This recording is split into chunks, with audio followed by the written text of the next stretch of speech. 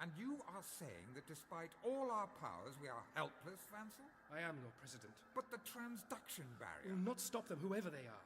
They have a technology beyond our understanding, and it's clear they mean to destroy us. This is inconceivable. Their control of the space-time continuum is virtually absolute. All time capsules and time rings have been rendered useless. We made special adaptations to the core of my TARDIS just to get me here.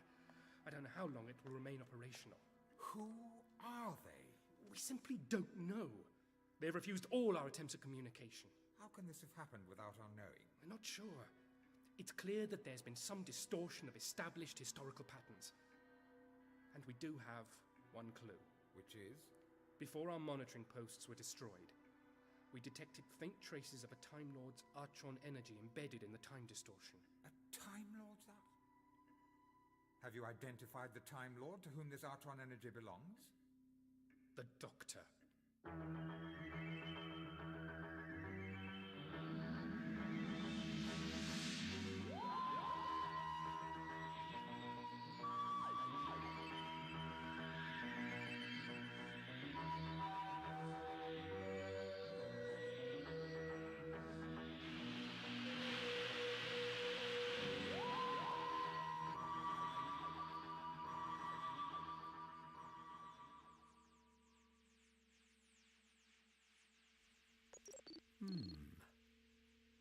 That seems to be matching up nicely.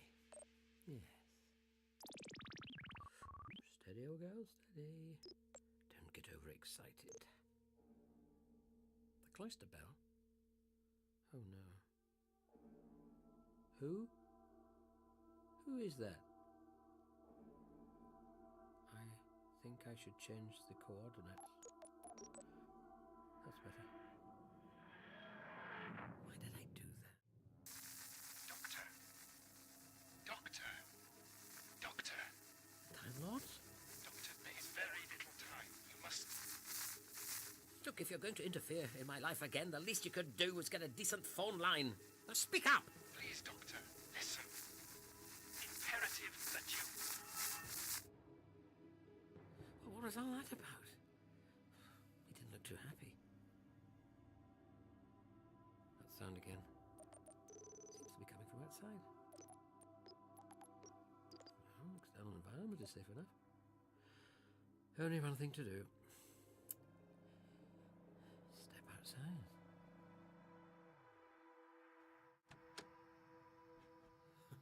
Should have brought my pith helmet. Someone in trouble?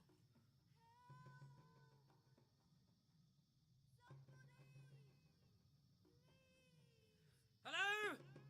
Where are you?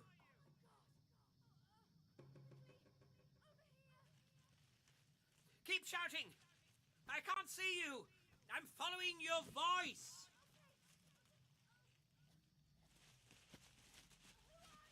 A friend! Oh, I need something sharper than an umbrella to hack through this. Keep shouting!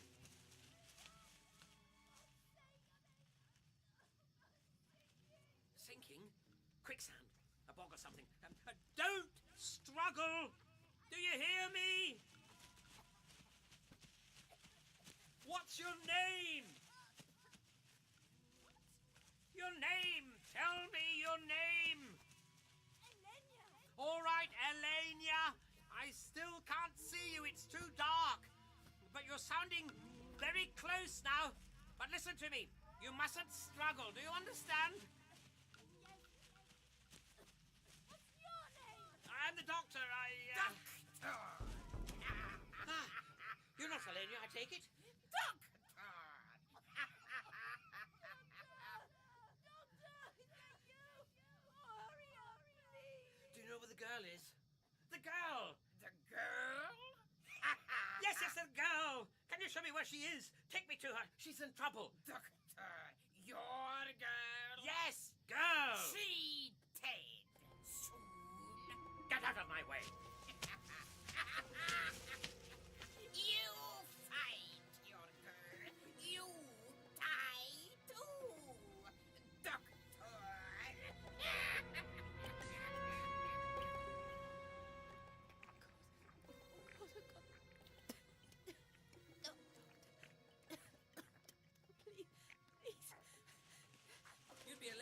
take it.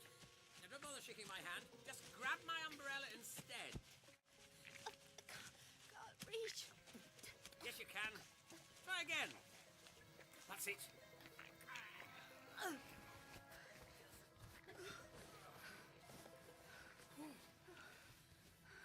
How long were you in there?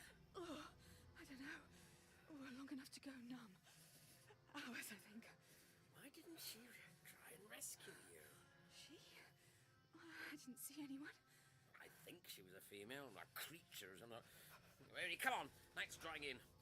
You need some dry clothes. I'll take you to my ship.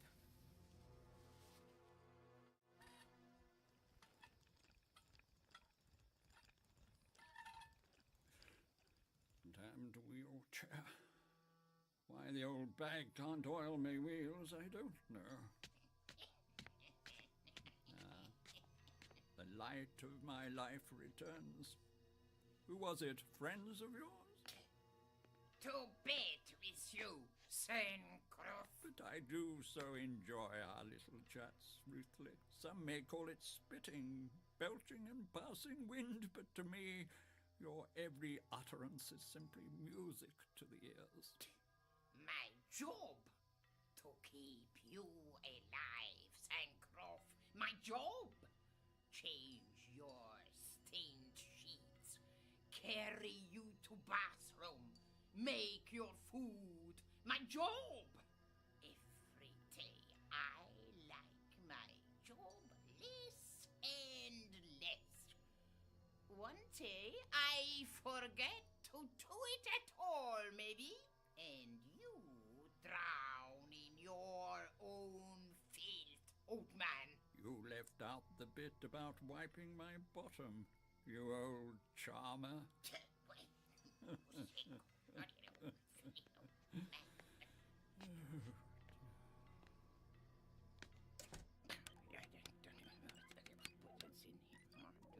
Report, Ruthly. Is the prisoner well? All is well, Commandant. Good. Our long-range scans picked up some ion trails in your sector. Haven't had any visitors, have you? Ha! No visitors. No way through the shield. All alone here. That's what we like to hear. You keep your nose clean, Ruthly, remember. You've only got a couple of more years to serve. There's a good girl. Come on down. Good girl. Ruthly will be free sooner than you think.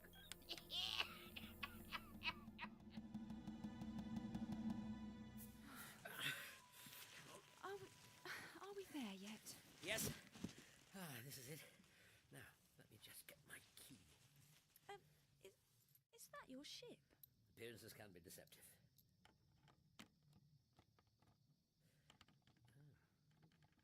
What's the matter? It won't open. I don't understand.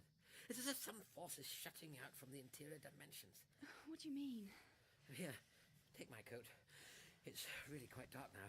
It's probably going to get a lot colder. And you're in shock. Oh, what a way to end a geology field trip. Dying of exposure. You're far from dead yet, Helena. How did you get here in the first place, anyway? Why are you looking at me like that? Forgive me. There's something about you.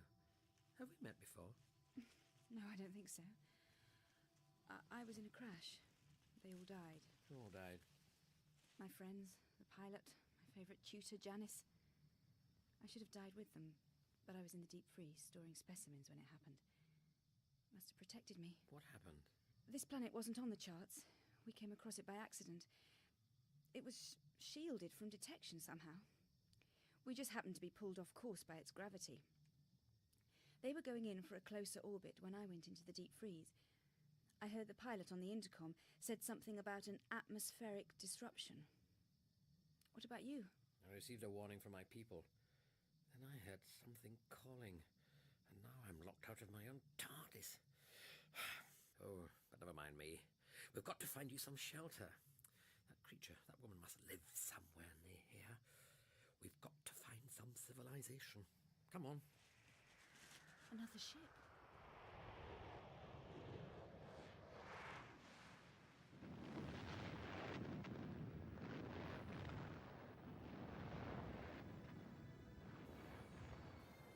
is going on here? Didn't sound like there'll be any survivors, did it, Doctor? Come on, Millenium. Another ship. That's 8 this week alone. What's happening? Are your precious shields failing? Not my shields. Come, bet for you.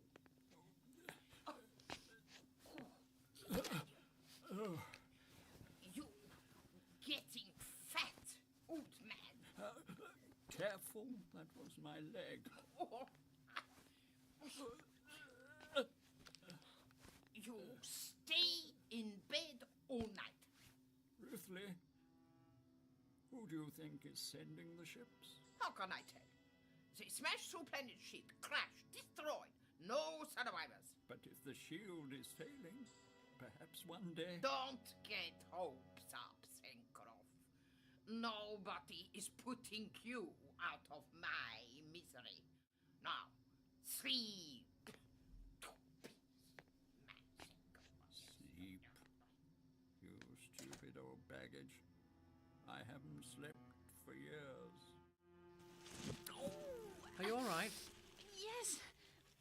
No. Oh, I don't know. It's so dark, I can't see where I'm going. Oh, I'm being so pathetic. No, you're not. No, you're not. It's not as if you've twisted your ankle, is it? Just sit down and rest a moment. Oh, no, not on that. Nasty spines. What now, Doctor?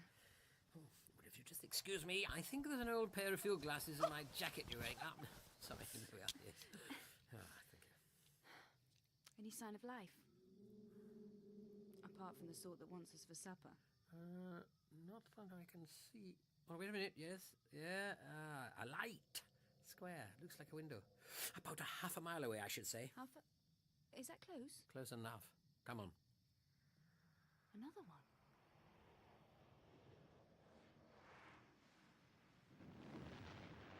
What is this? The planet suicide? Or kamikaze. What? Pilots willing to sacrifice their lives for a greater cause. I don't see any causes to follow around here. Doctor, it's coming this way! Let's get a move on, shall we?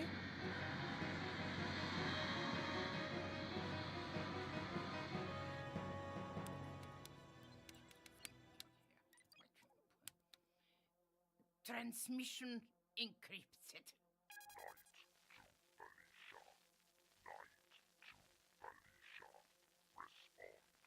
Felicia responds. Poor vessels break through shield.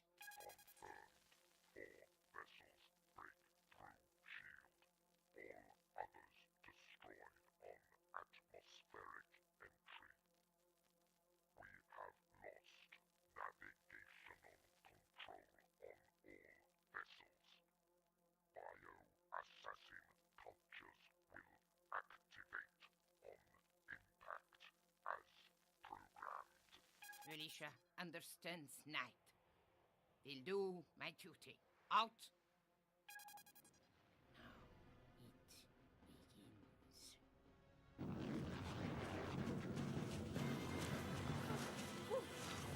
That was a little too close for comfort. Oh my God! Listen, Doctor! There's another one coming in! Get down!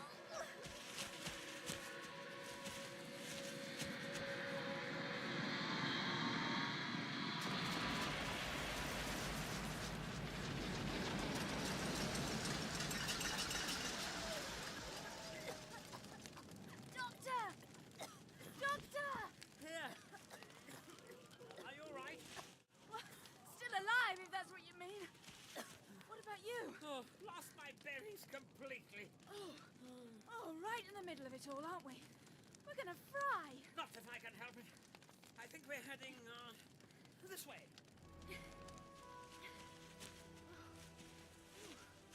Looks like what's left of that last ship. Yes. What's that noise? Look out! Oh, that was close. Still in one piece. Yeah. Which is more than I can say for the ship. My God! What is that? The remains of the crew.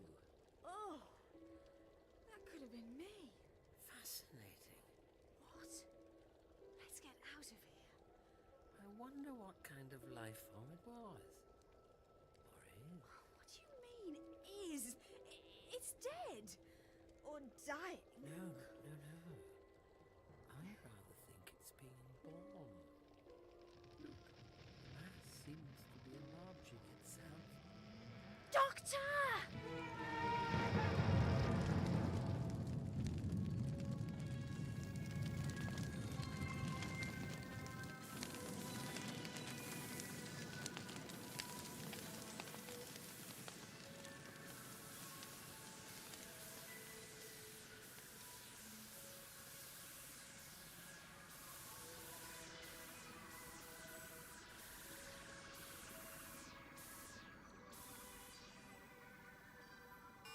All Supuri drudgers report fire extinguished. Report logged. Transmitting to control. Have located two surviving humanoids. Show them to me. Ah, doctor and pathetic girl. Irrelevant. Kill them. That procedure is not permitted. Then you follow your procedure, machine. Huh? But matter. All dead soon.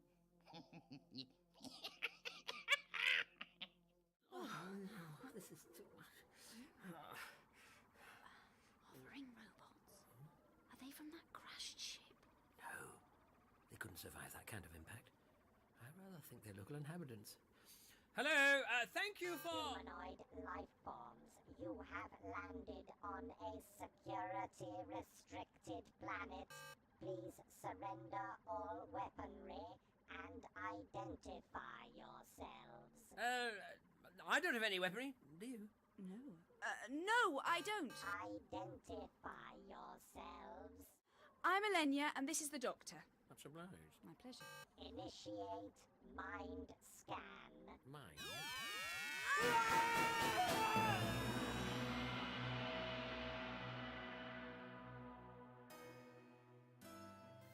Psst. I say. Hello. Shh. Voice down, old man. Or the old pig'll come sniffing. Can't seem to wake the girl. Out cold. Oh, so was I. How long for? A few hours, I'd say. Are we being watched? What? No. Why? And what are you doing hiding down there? Oh, I see. No, not hiding. I can't walk. Dragged myself from me bedroom. Old bag takes me wheelchair at night. What happened to us? I say.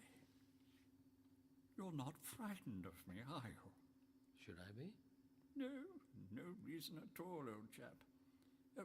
Well, I could hear the drudgers were up and about. Knew we must have visitors. Happens from time to time. Come on, Millenia, come on. Drudgers? The robots? Yes, hovering chaps, that's right. That have hit you with a mind scan. Probably wanted to know why you're here. We're both here by accident, I think. Accident, eh? Janice. David. He's the doctor. Doctor? Oh, I remember. How are you feeling? Better, actually. Who's that? Sancroft. Delighted to make your acquaintance, my dear. Is he friendly? Seems to be. Mr. Sancroft, can we have some light on the proceedings? Oh, no. Oh, boy. Best to keep it dark, or the old pig... Will come sniffing. I see. This person you obviously have such an affection for. Is she rotund, brutish-looking, and impolite? Ah, you've met the lovely Ruthly. Report. Security Treasure 7. Have located bioengineered life forms emerging from spacecraft wreckage.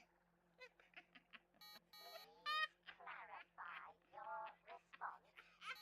Control, I do not understand. You will understand. Bioengineered bioengineered life form, you have landed on a security-restricted planet. Please surrender all weaponry and identify yourselves. Open fire.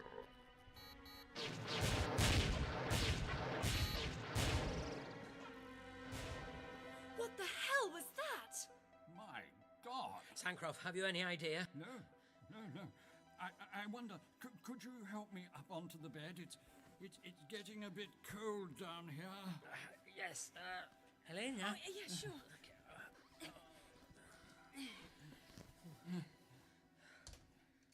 Ha! You try to escape? Nowhere to go, Sancroft. Nowhere to go. Not even your friends can rescue you. Rescue? Rescue him from what? That was one of your drudgers exploding, unless I'm very much mistaken. They kill you, Sancroft. They kill you all. My God, what have you done, you mad old bitch? No one weeps for Sancroft.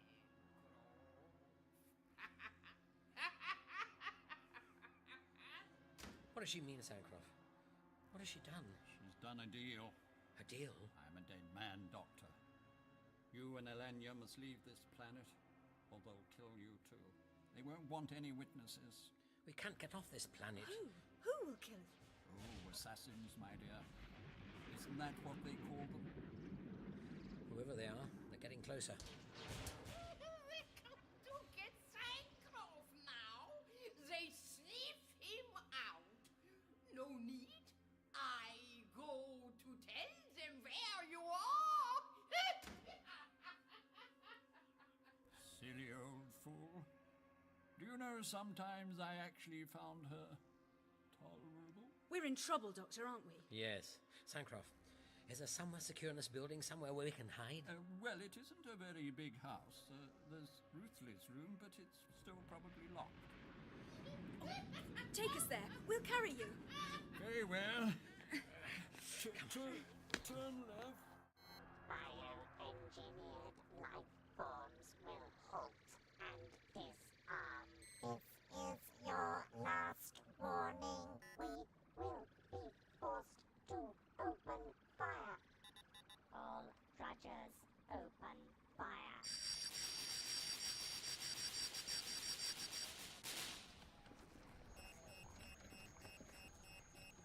Drudger 1, 2, all security. Drudgers' bioengineered life forms are impervious to our firepower and are converging on main building. Retreat, retreat, retreat.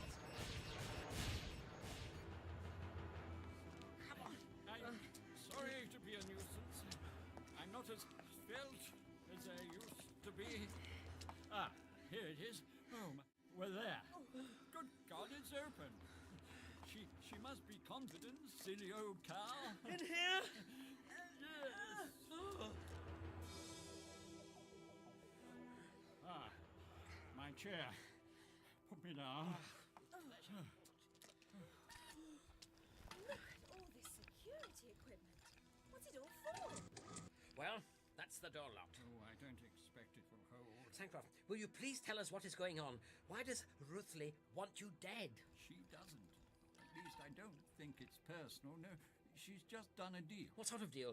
Why is this a security-restricted planet? And what planet is it? Why was it hidden? Because it doesn't exist officially, and it certainly has no name. Probably did once, or maybe it was just some kind of numerical classification. Yes, all right. Who is attacking us? Doctor, I've got a picture on one of these monitors. I think this is what we're up against. At last you are here. I did my job, yes? I did my job well. Yes? I deliver into your hands the infamous Sancroft, first knight of Walisha. And now, Ruthley is free! Yes!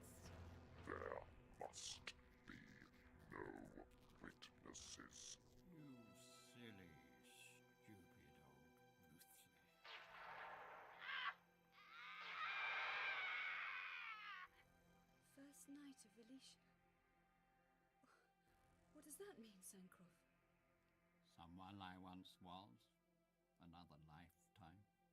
The reason I'm here. Surveillance systems, trajectory controls. Partial maintenance. We've got to find a way of defending ourselves. Those creatures intend to kill us all. Short-range shield emitters. Wait a minute. Perhaps I could, reroute the power of the planetary shields through the short-range emitters. You mean you could make this room impregnable? Not just that, Elenia. The resultant power overload would be... Well, I mean, it would be absolute... Sorry to drag you into this, old man. They found us! I've got them on the screen again, Doctor.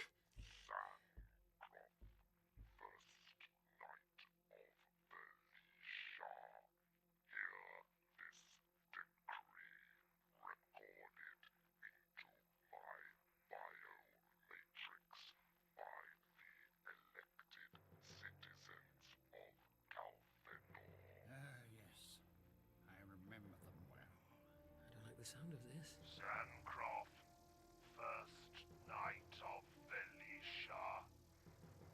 Though it was the majority judgment of the War Crimes Tribunal that your sentence was to be eternal banishment, we have always considered your continued existence a moral abhorrence.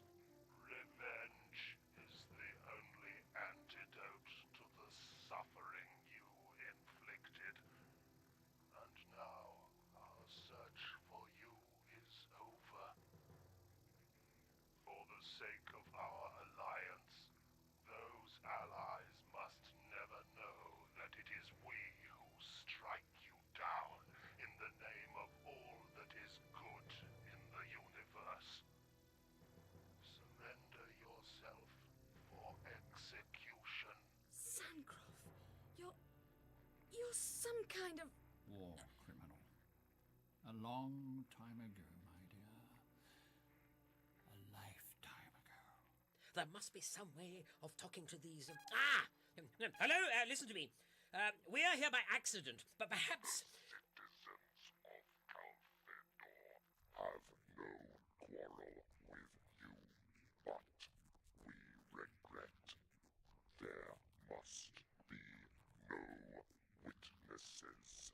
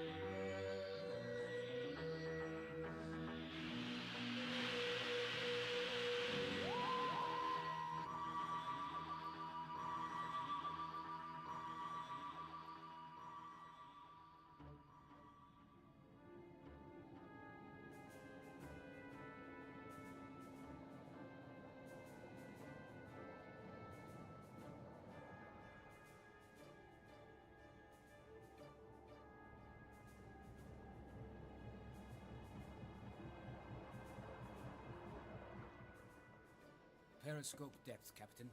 Up periscope. Now, let us see if it is safe to surface and recharge our batteries. If only to stop the bleeding of Mr. Hirsch. I could do with the fresh air myself, Captain. And Mr. Foul stench down here? I thought you loved your country, Rudy. Looks as if the weather is favorable for a change. Ha! What is it? A merchantman. Move to torpedo range? No. Take a look for yourself. What tonnage would you estimate, Rudy? 5, maybe 6,000? I concur.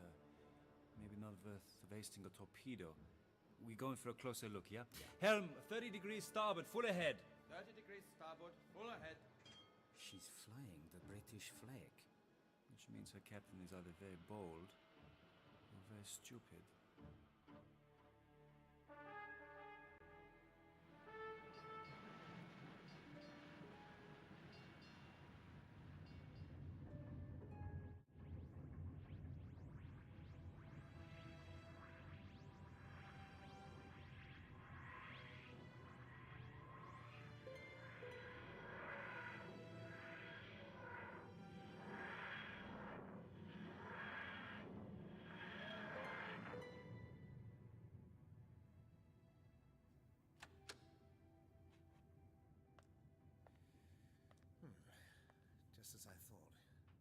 sea vessel of some sort. Probably steam turbines. Come on out, you two. Let's stretch your sea legs.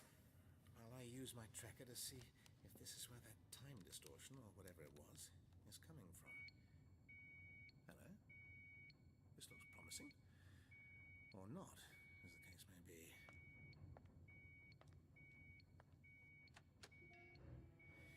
Definitely coming from this direction. I thought so. A tear in the fabric of time. Doctor. Who is that? The Time Lords? I can't hear you. Say it again. Must return. What? What do you mean? Time is running out. The TARDIS. You understand? Frankly, no. Return the TARDIS? Is that what you're saying? Return it to Gallifrey? No. To the TARDIS. What's causing this distortion? Perhaps I can help. Return to the TARDIS. Why? Please, Doctor. All right. Then what? Leave. The destruction of time. Destruction of time? Well, questions can wait. Mine is not to reason why. Mine is but to get back in the TARDIS and... What?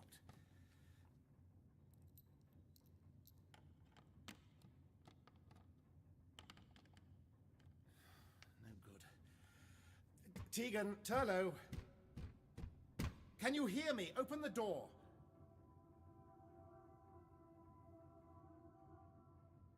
What was that? Who are you talking to? Ah, hello. Where did you spring from? And just who the hell are you, for that matter? Well, Turlo, Tegan. I think perhaps you should come and see the captain. I don't think we need to bother.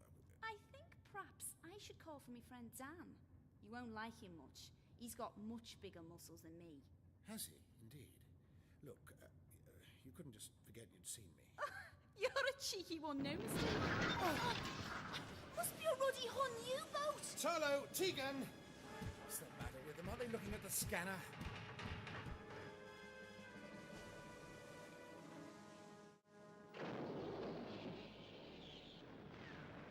You win the bet, Captain. Looks like the deck gun won't do it. We'll have to put a torpedo into her. Yeah. Looks like the crew are getting a message. Are all their lifeboats launched? Yeah. Well, wait until they're well clear, then fire one amidships. Come on, we've got to... Are you balmy or something? Even if you could get back in your crate, that won't save you. I assure you, you've no idea, young lady. We've got to get to the lifeboats before...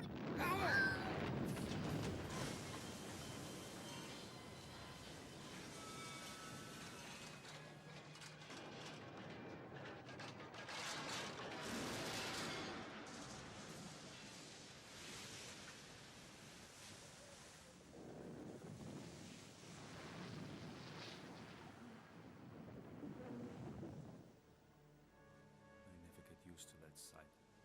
No, sir. Right, let's get on the way.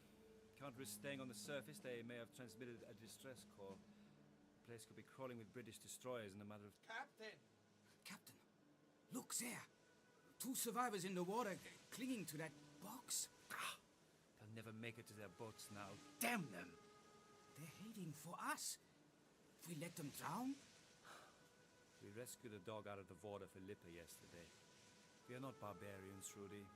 Bring them aboard.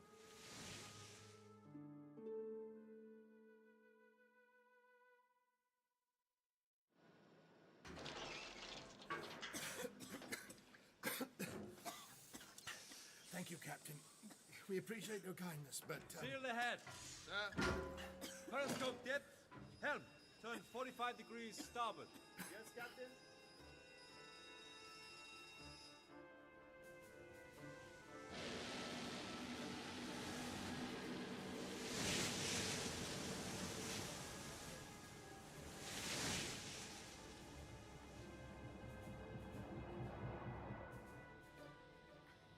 Periscope jet. Jesus Christ, what are they going to do with us? I'd keep quiet if I were you.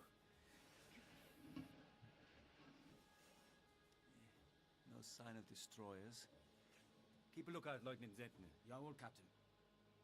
So, you speak German? That would seem to be the case. But you speak it like an English gentleman. And what are these clothes you are wearing? You look like you're King George expecting to play cricket in the Atlantic Ocean. I've always thought it was unfair to say the Germans have no sense of humor. Your grammar is out of a textbook, my friend. Why isn't an educated young man like you serving as an officer on a British warship or leading a valiant charge across the trenches? I have flat feet, I'm afraid. What is your name? I'm the doctor. Doctor? That's a profession, not a name. It's all I have. Who is this? Girl, what is your name? She doesn't speak German, apparently. Then you tell me, Doctor. I don't know her name. You crossed the Atlantic in a ship with a crew of no more than 20, and you don't know the name of what I presume was the only female aboard. That seems odd. Yes, doesn't it? Captain, smoke on the horizon. Something's closing fast. Action stations! What do you intend to do with us? No torpedo tubes! Drop you off the next time we sink one of your ships. Get these prisoners out of the control room. Jawohl, Captain. Move! Move! Ah, yes, that's more like it. I thought there was too much civility about. What's happening? What's going on? It's all right. Making about 23 knots, I'd say, yeah? Yeah, Captain. Must be a destroyer. Most likely. Let's not give her a chance to ram us. Take us down to 20 meters. Dive to 20 meters. 20 meters, sir.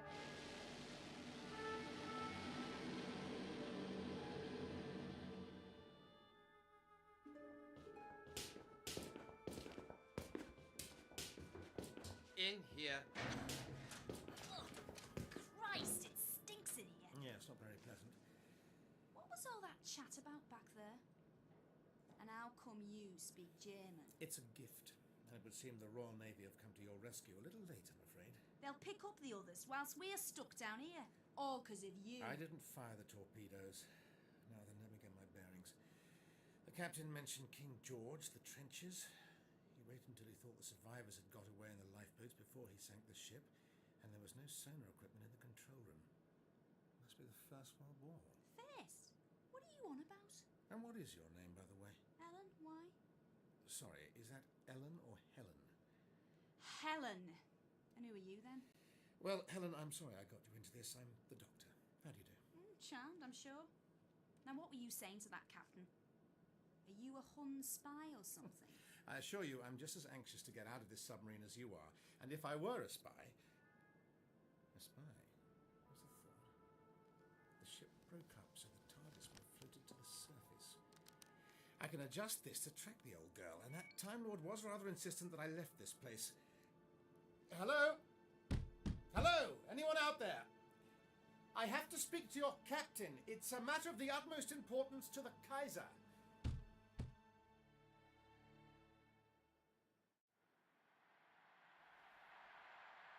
Sounds like another destroyer. Circling. Looking for us while the other ship picks up the survivors. They're getting clever. We daren't risk surfacing. Damn. Hirsch! Hirsch, you there? Captain. How are the batteries? Not good. They need to be fully recharged. We have to surface. It's a little busy up there at the moment, Hirsch. All we can do for now is conserve power. We'll crawl away at low speed and surface in 1 hour, Rudy. And keep a close eye on the depth gauge. We don't want to drift up. Yes, Captain. 3 knots. Maintain 20 meters. Captain, it's a male prisoner. He is demanding to speak to you. Demanding? He says he has vital information for the Kaiser. Well, I seem to have a little time on my hands. Bring him to my cabin. So, Doctor, you have something to tell me. Yes, Captain Svega, is it? Yes. Yes, something I couldn't say in company. Something concerning security and the war effort. Continue, Doctor.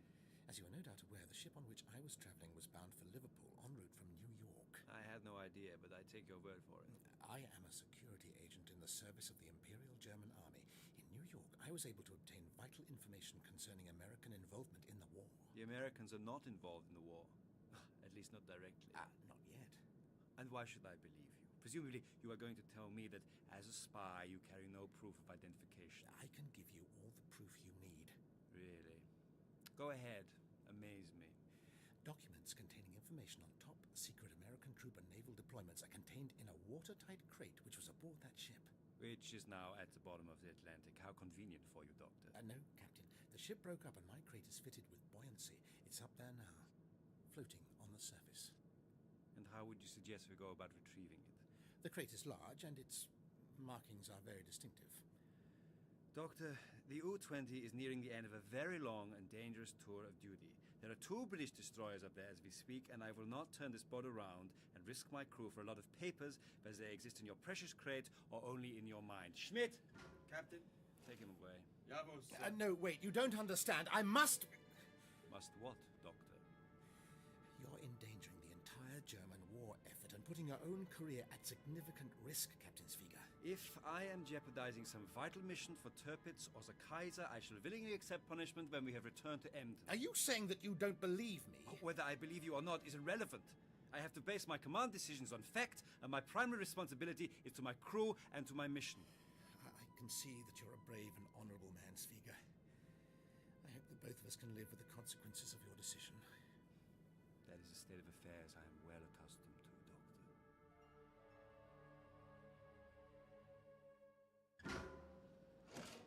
This way. Get a move on. Thank you so much. Oh. Tell me, Mr. Smith, wasn't it? How on earth do you put up with the appalling smells down here? Keep your mouth shut. What's the matter? Are you all... Time distortion. Keep your mouth shut. Move it. But move it.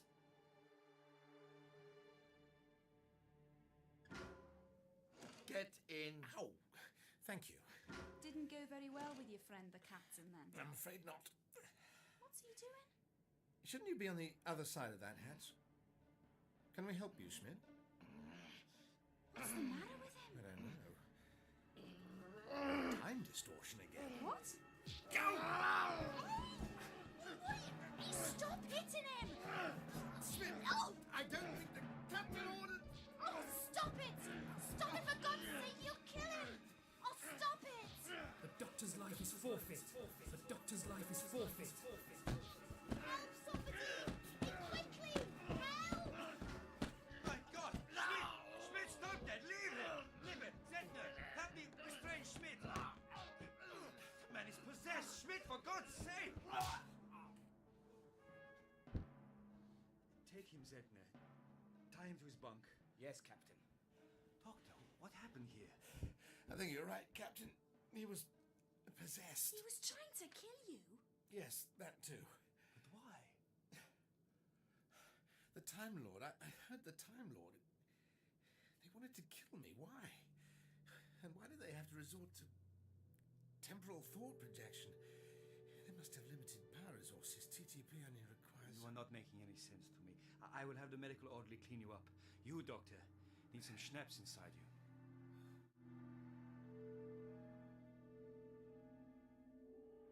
I, for one, am glad that the Doctor is still alive in that time zone. Your plan was brutish, Vansel. Brutish and against everything we Time Lords stand for. If we don't stop the Doctor, the Time Lords won't stand for anything anymore. Don't you think I know that? The only instruction the Doctor has is your message that he should return to his TARDIS. He is trying to do that as best he can. But the situation has changed. Now he is aboard the underwater vessel. So what do you suggest? Our power is fading by the moment. We must divert all reserves here to the time chamber to maintain the TTP link with the human. But, Lord President, whatever your misgivings, and whatever the cost, the Doctor must be stopped.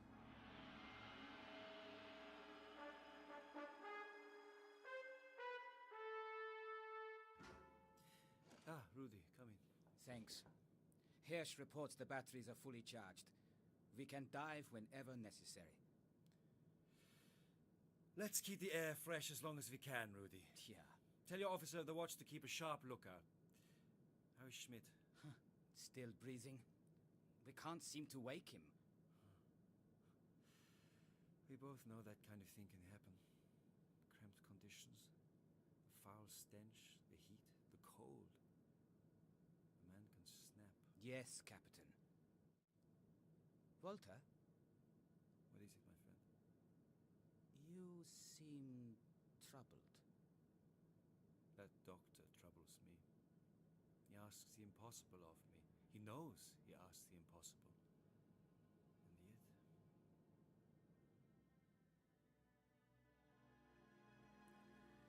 First they tell me to go back into the TARDIS, then they try to kill me.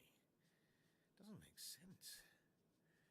I have to get back to the TARDIS. Ow! Don't be such a baby. What is that? Iodine, I think. That orderly said I should dab it on. At least, I think that's what he was trying to tell me. Very reassuring, Helen. I take it you weren't the medic aboard your ship. Action stations. Maybe it's someone coming to our rescue. Periscope depth, Captain. Lookout reported smoke on the horizon, due south. I have it, Lieutenant. 8 or 9 kilometers away. And smoke from 4 funnels, I'd say. Could be a Cunada.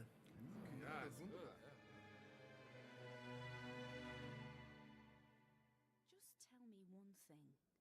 Are you a Hun spy or not? No. No, I'm not, but... Well, I've been trying to convince the captain that I am. Why? To get back to the TARDIS. My crate. That's important, isn't it? I believe that at this moment it's just about the most important thing there is. My head.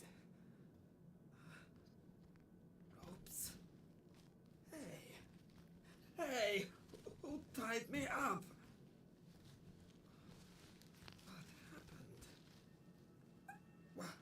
Why? Schmidt. You must kill the doctor. The doctor? The prisoner in the sick bay. Find a weapon. Kill him. Kill him now. Captain, Lance identifies her as the Equitania, Lusitania, or Mauritania. Whichever. That's more than 30,000 tons. Let me see. Ah, yes. And then she's turning to starboard by about 20 to 30 degrees. The chart man. My God. We would never have been able to match her speed, but she is coming towards us. Our courses will intersect. Here. I have to find a way to convince or force Sviga to turn back so I can find the TARDIS. But you couldn't get into it before. What makes you think you'll be able to now? I don't know, Helen. Blind faith? Smith. Feeling better? Doctor, he's got a gun. Yes, thank you, Helen. That hadn't escaped my attention. The doctor must die. Now, why is that, Smith? Just think about it. You don't even know me. Just think about it. I'm in the German army. I'm on your side.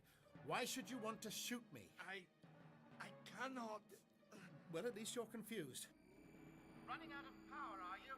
Now listen to me. There's no need to get so heavy-handed. I know what you want me to do, and I'm trying to do it. Do you hear me? Do you think they can hear you? Vansel, you must give him a chance. He's trying. Good intentions won't save us, Lord President. Will you order me not to send the command again? No. Schmidt. Now listen to me. Kill him.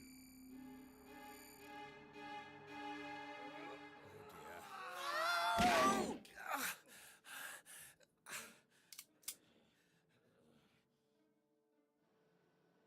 the hell was that? The prisoners. Stay here, Rudy. Haupert, Lipper, with me. Stay back, Smith, or whatever your damn Hun name is. Doctor? Doctor, you alright? I've got his gun.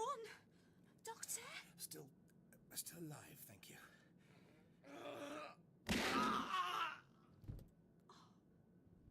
Is he dead? Did I kill him? A hole that big in a person usually indicates a 0 chance of survival. You didn't have to do that, you know. What about you? You made a mess of my shoulder. All in all, you saved my life, Helen. Now, give me the gun. But... Give it to me. Thank you. Put the gun down, Doctor. My men are armed. Stay where you are. If you want your captain to live, put your weapons down. Now! Good. Ow. What are you hoping to achieve, Doctor? We're going to the control room, Captain. You're going to turn this submarine around. But you will reverse our course. Or you shoot me? What do you think? Your eyes betray you, Doctor. What's he saying, Doctor? What's he saying? I don't know who you really are, or why you need your precious crate so badly, but you are not ready to kill. Here, give me that gun. I'll do it. Tell him, Doctor, I'll do it. Do you understand me, you ruddy Huns? You put an hole in my ship. I'll put an hole in the lot of you if I have to. Well, Schwieger? Whatever she's saying, I think she means it.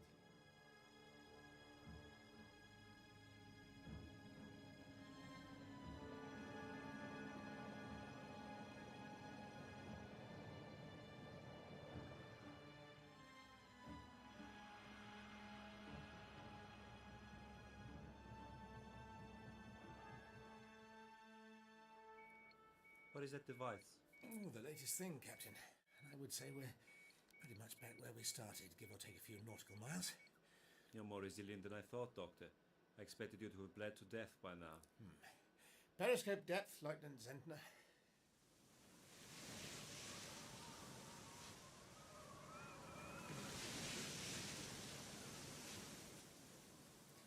Up periscope.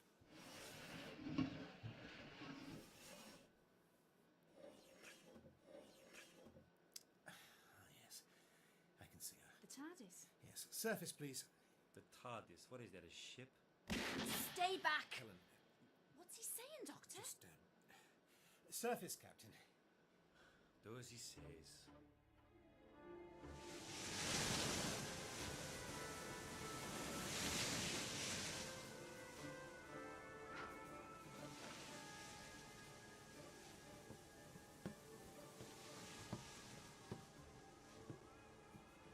There she is!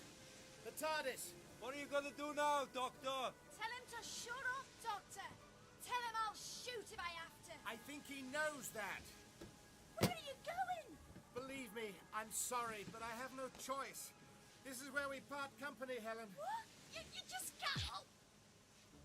I think the game's up, Doctor. We have the girl. Climb back down or I'll shoot. Are you ready to kill, Captain? Look after the girl, won't you? She didn't really understand, you see. Auf Wiedersehen!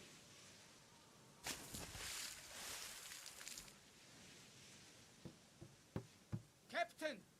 What happened? Suicidal fool. British destroyer about 500 meters to port. Captain, we must dive! Where's the girl? What? She was... But... Never mind. Action stations, crash dive!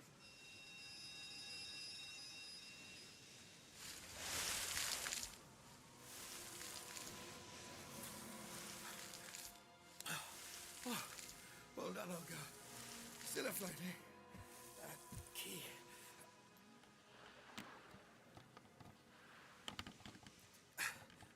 Oh, no, I don't believe it.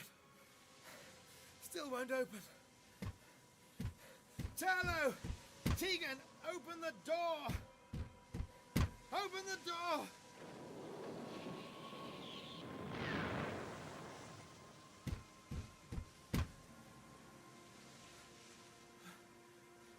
The Time Lords really do want me dead.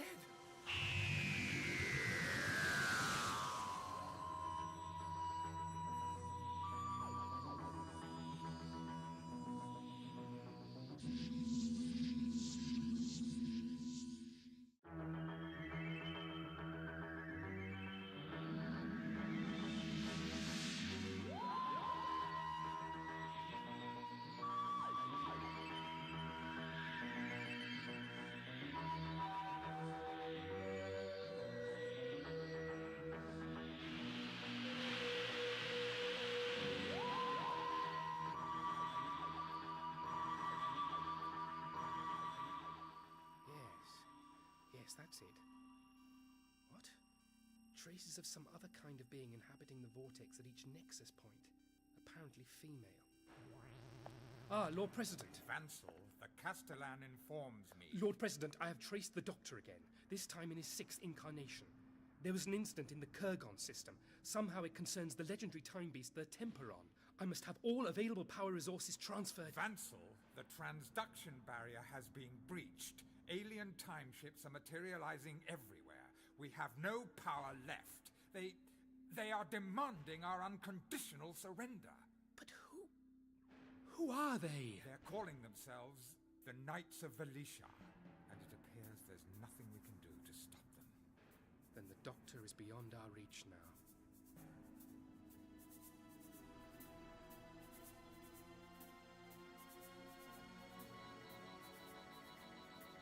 Temporon particle acceleration now reaching optimum reading.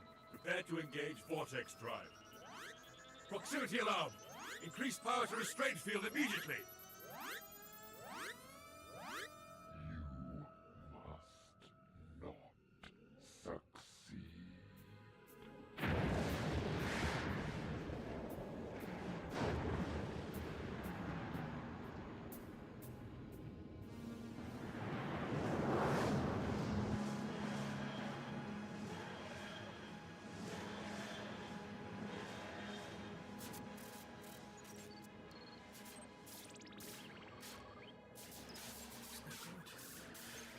It's no good. I can't stop it. The TARDIS is being dragged.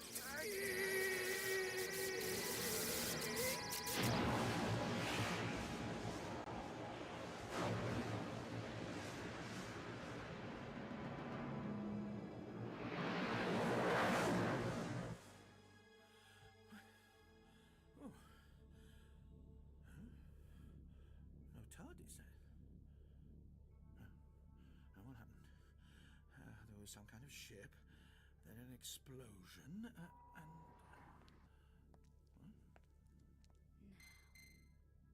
Oh, I didn't see you there. Evidently. I didn't expect to find anyone still here. Can I help you, sir? Help me? What did you have in mind? Well, a drink.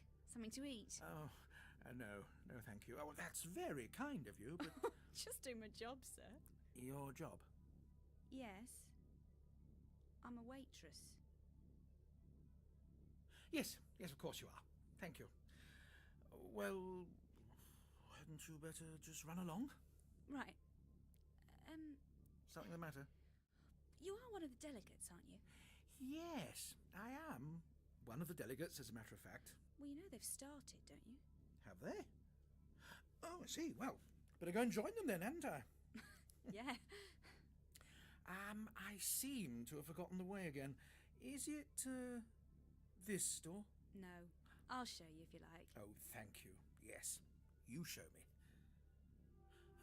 Yes, sir? Oh, it's nothing. It's just that I have the strangest feeling. We've met before.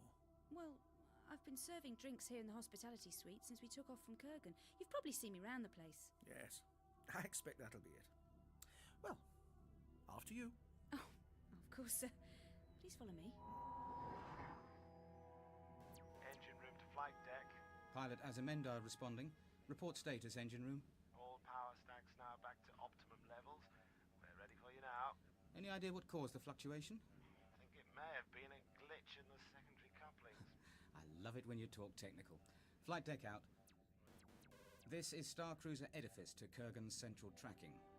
We are now ready to go in for closer orbit of gaseous anomaly at coordinates 83692 by 020576 Mark 74. Are we clear? Time 2, Edifice. Of course you're clear. No one else ever goes in that close. The field is yours. Good luck. Acknowledged. We have clearance, Captain. This is it, Azamendar. Take us in. Don't you want to review the coordinates, sir? Azamendar, you're an android pilot with a spotless record. I'd trust you to fly me stark naked through a cheese grater. It's your show. Thank you, sir. Engaging main drive.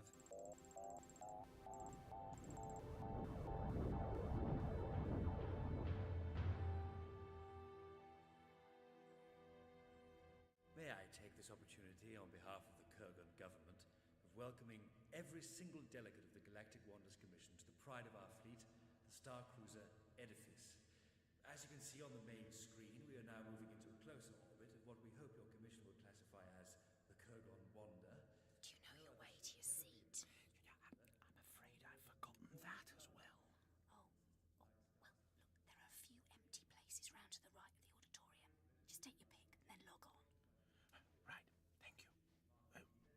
not staying? No, I've duties to attend to.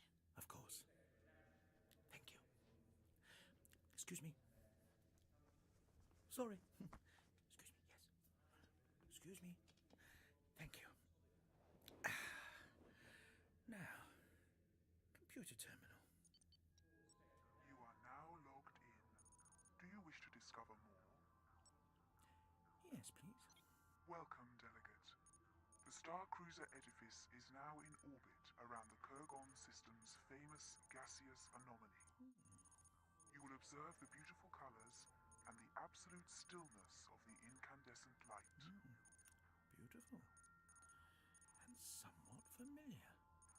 The anomaly measures 250 million cubic metrons, and the intensity of light has remained at a constant 750,000 lumens since analysis of the anomaly commenced 200 years ago. Would you please keep the noise down, old chap? Oh, sorry. Have I missed much?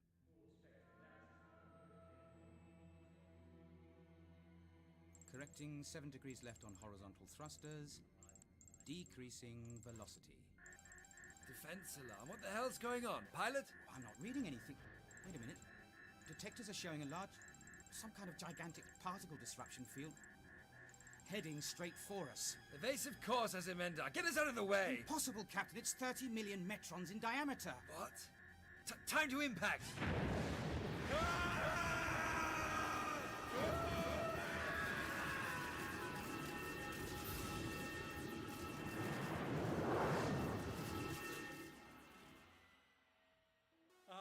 Delegates, I assure you there is no cause for alarm. Just as soon as we're notified...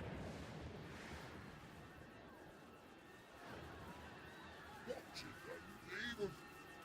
What is that? At a guess, I'd say it was an enormous shard of time distortion. And it's coming this way.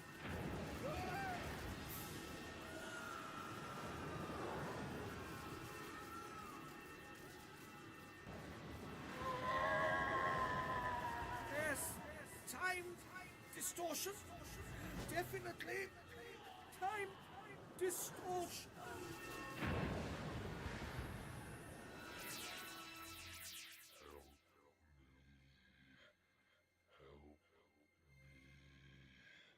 What? Who is that?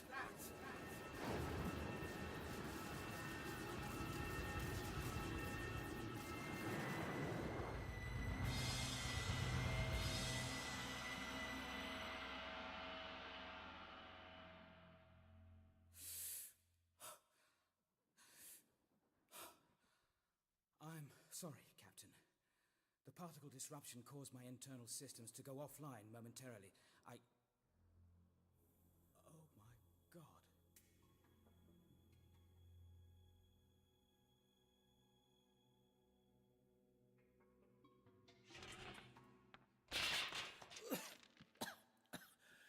Oh. Yes, that was time distortion, all right. What's happened? Oh my God, it's horrible. I take it you're not referring to my dress sense? Everyone's... Oh, they're all... Something's killed them, but they...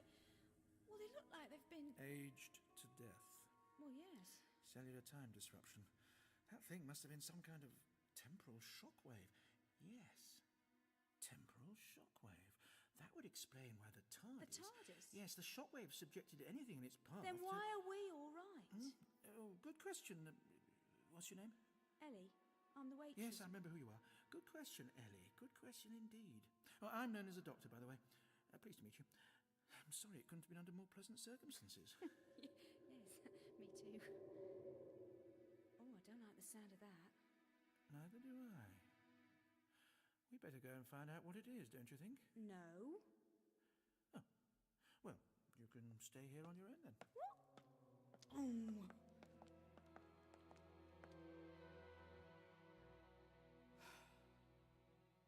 What about the log recorder?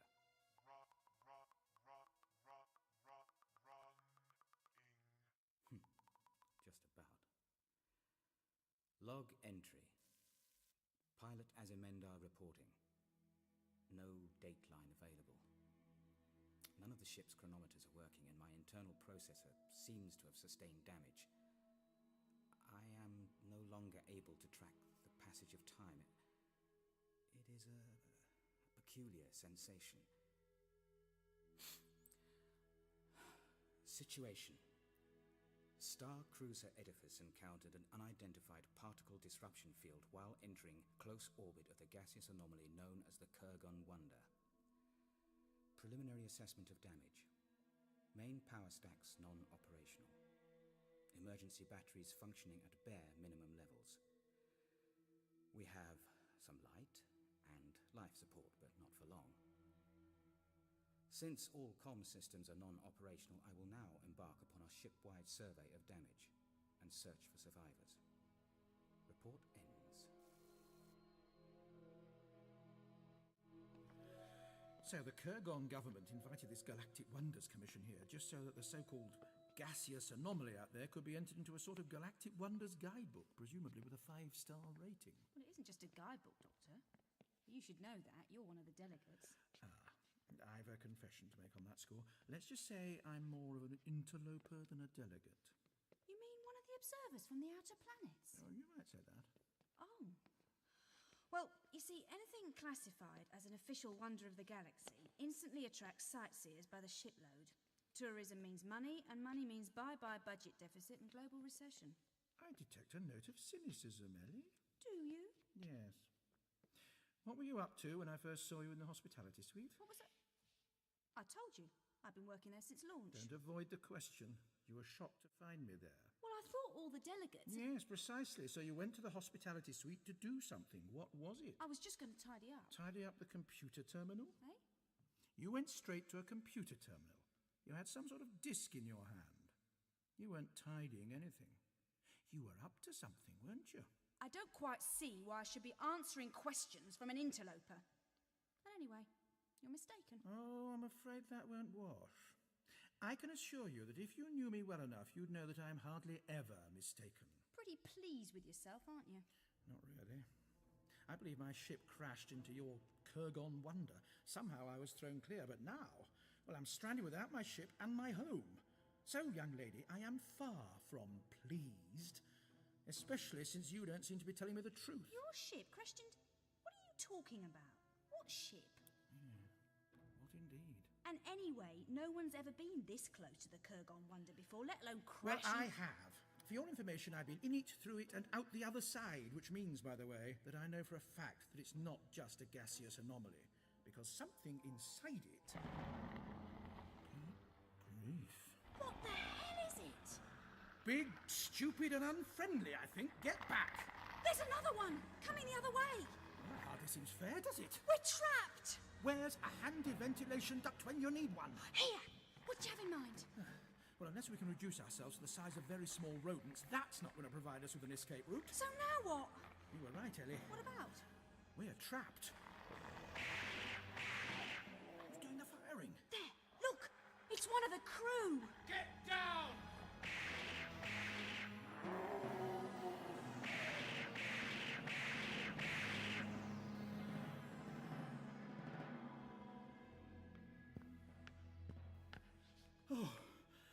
Oh, thank you. I must say, I wasn't expecting to find any other survivors. Neither was I. Pilot Azimendar. I take it you're one of the delegates. Do you? He says he's an interloper. He's called the Doctor, and I'm one of the waitresses. Yes, I can see that. As far as I can tell, we're the only survivors. Well, I hope you're feeling guilty, Pilot. I beg your pardon? Well, I know I'm only one of the waitresses, but it does occur to me that since you're responsible for actually steering... The particle disruption field that hit us was over 30 million... Particle disruption field? Oh, the Doctor thinks it was time distortion, don't you, Doctor? Well? What? Well, what? Nasty. Do you think it... What are you doing? Sorry, I thought I'd let you two get on with it while I took some tissue samples from these creatures. Did you have anything like this on board before the accident? Of course not. This is a cruiser, not a freak circus. Thought not. Are any of your computers still working? I'd like to run an analysis of this. Wait a minute. Just who are you? And what's this you were saying about time distortion? Why are you so interested? Doctor, I am a senior officer of this ship, and we're in a crisis situation. I am questioning you. Why is it anywhere I go there are people like you stomping around in shiny boots, pointing guns, and asking stupid questions? Perhaps because you don't explain yourself adequately. Oh, you want me to explain myself, do you? Well, I'm not a delegate. I'm known as the Doctor. I'm a Time Lord from the planet Gallifrey, and my TARDIS was recently blown apart in a spatio-temporal explosion, which I imagine is now known to you as the Kurgon Wonder. Does that cover everything? Bitten off more than you can chew, Mr. Azimendar. I'm just trying. Yes, you certainly are. Something has killed nearly 500 crew members and about 5,000 passengers. That's everyone. You mean everyone's dead? Yes. And for all I know, he has something to do with it. Well, that's not very rational thinking for an android, is it? You are an android, I take it? Yes, I am. I thought so. You don't blink enough. Are you implying some kind of criticism? Oh, no, not at all. But let me guess. You're interested in time distortion because you've developed a little problem since the accident, haven't you? Oh, what makes you think that? Because when it comes down to it, I'm a bit of a know-it-all, really. Androids, Cybermen, Daleks, Sontarans, Ice Warriors, you name it. I can quote you chapter and verse. Need I go on? I have a feeling you're going to. So in short, Azimendar, my friend, I imagine your internal chronometer has gone fuzzy. Am I right? Well, I've never seen an embarrassed android before. And you can be quiet, young lady. I haven't started on you yet. I no longer have any way of perceiving the linear passage of time. Well, look on the bright side. Some would say that's a liberating experience. Now what? More time distortion? Sounds like it's breaking through the hull. Of course. That first encounter would have reduced the molecular elasticity of the hull. More exposure to time distortion is taking it well beyond its sell-by date. Hull breach. We're gonna get blown out into space! We've got to get out of this section and seal it off somehow. This way. Now, come on!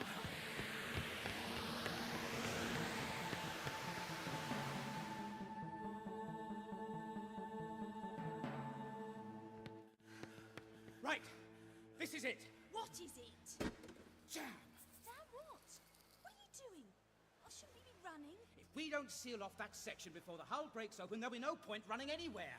Don't tell me. Your emergency bulkhead door controls have turned to dust. Well, yes. Do you know what to do? Don't tell me you do.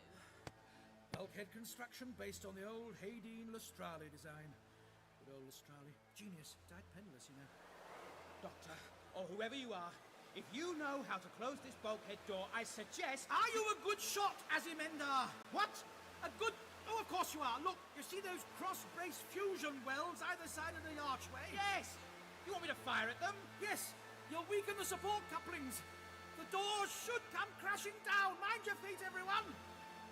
Well, fire, man! Fire before it's too late!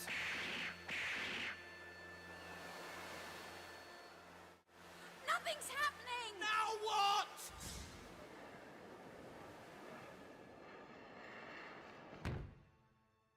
That's what. Patience is a virtue. Well, that's taken care of your hull breach. But what about the time distortion? Indeed. Azimendar, what was your course before the initial wave hit? We were moving into a closer orbit. I see what you're getting at. You mean we're still heading that way? The engine's cut out, but the momentum is still taking us towards your Kurgon Wonder. The closer we get, the more time distortion we're likely to encounter. Eventually, I imagine we'll be completely enveloped by it. Is there any way we can get power to your directional thrusters? Send us in the opposite direction.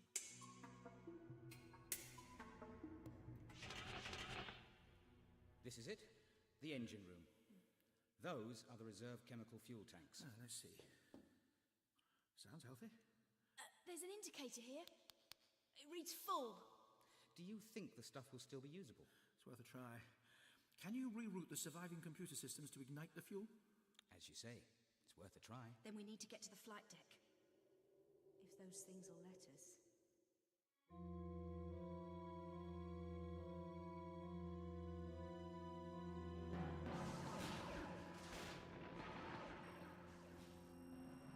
Vansel, the Chancellor Regard are outmatched and outnumbered by these Knights of Valisha. This slaughter is senseless. We have to surrender to preserve... No! They have to fight on. I think I found a way to speak to the Doctor again. The timeline he's trapped in is becoming inundated with time distortion. I can use that as a carrier for a temporal signal. There isn't enough power. There is an artificial life form with the Doctor. Its positronic brain could be more easily influenced.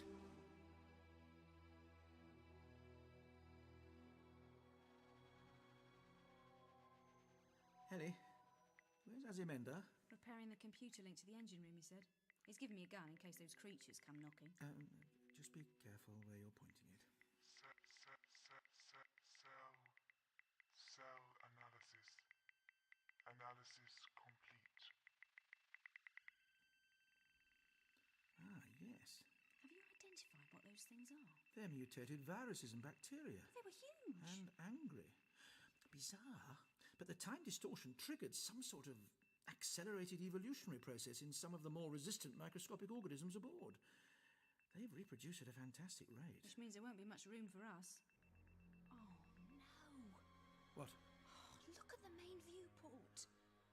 More shards of time distortion. It looks like space is folding in on I itself. feel the distortion's increasing the closer we get. Will it kill us? Ultimately, I imagine.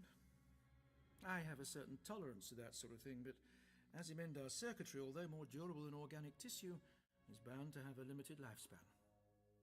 And as for you, Ellie, well, your survival is a bit of a mystery to me. Don't look at me for an explanation. I'm just happy to be alive. Well, that time distortion's still some way off, so are you going to tell me what was on that disc? What? Oh. The one whose existence you were so keen to deny?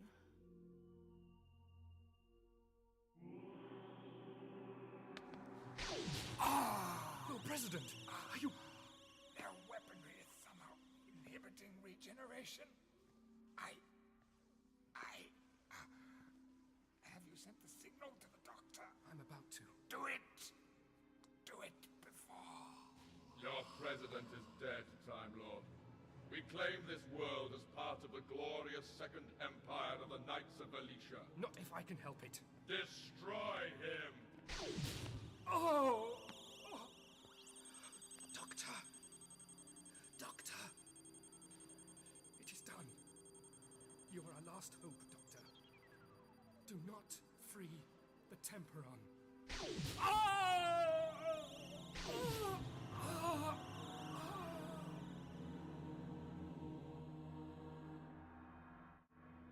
You mean you're part of some underground anti-government movement? The movement was founded by the telepaths in our race many years ago, when they began to hear cries of pain emanating from the Wonder. I've heard them myself. Cry for help. And what do your people think the Wonder really is? A terrible catastrophe, frozen in time. Yes. I witnessed that catastrophe, and my ship became part of it. This disc is a copy of the audio transmission deciphered from a relic held for generations by one of our religious orders. We ran it through a translator and... It must have been part of the debris in the initial explosion. Perhaps some kind of flight recorder. I'm sorry, Doctor. I should have trusted you before, but... Well, you could have been a government agent. They'll stop at nothing to prevent us from telling the truth about the Kurgon Wonder. I was going to play the disc into the main computer so that the delegates could hear the truth themselves.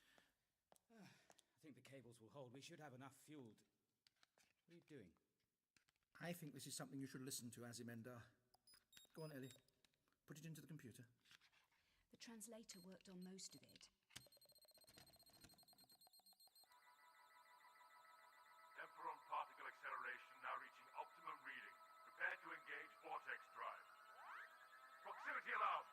Increase power to restraint field immediately.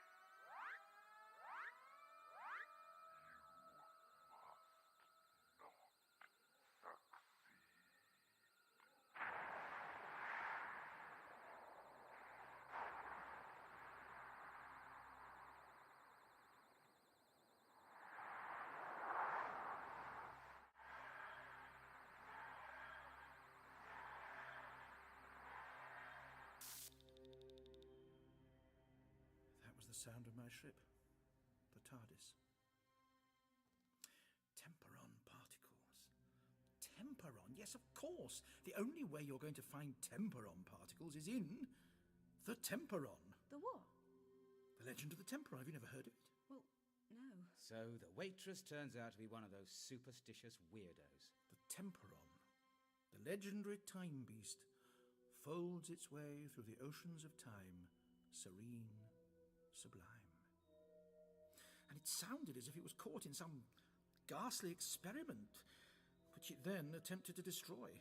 But because of the massive release of Temperon particles, its moment of death was somehow frozen. I have never heard such Maybe a lot so, but didn't you hear the disc? Yes, but... So this creature is trapped in agony. Oh, we've got to set it free. I know. For one thing, it's the only way I'm going to get the TARDIS back. But how? I must think. Doctor, look out! This is it. If we don't reverse the engines now, we'll never... Doctor! What? Azimenda, what's happening to you? He's going mad! It's the time distortion. It's fried his circuits. Stand back, Doctor. No, Ellie. What are you doing? Put that gun down. Doctor, the High Council of the Time Lords. The Time Lords? The High Council of the Time Lords commands you to... Ellie! What did you do that for? Couldn't you see? He was going to kill us. He was raising his gun. No, he wasn't. You... I do recognize you. I don't know how or why, but every time I look at you, every time I hear your voice, there's something... Too late, Doctor. Who are you?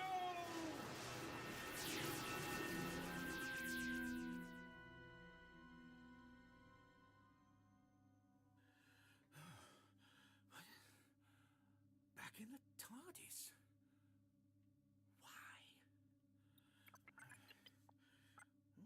Surrounded by Temperon particles.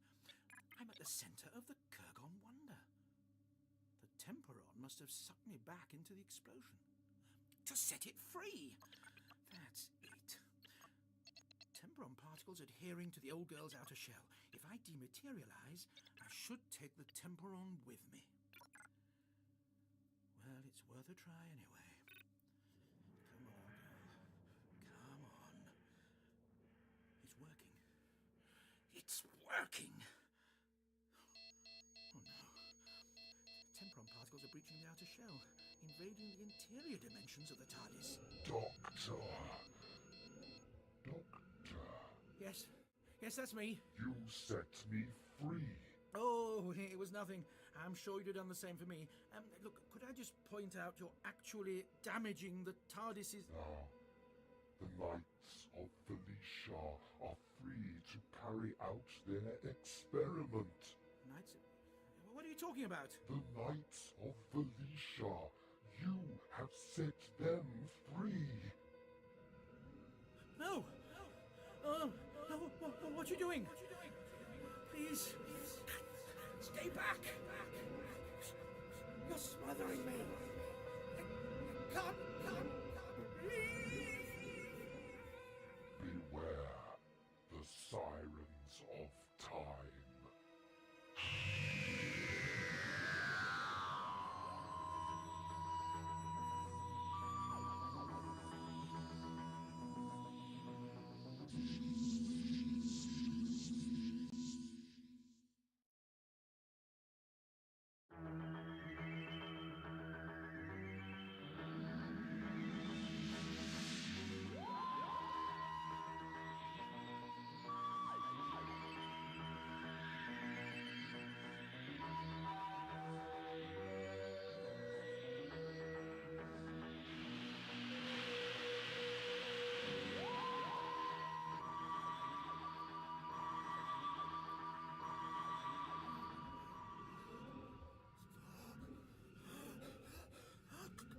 breathe. I can't breathe.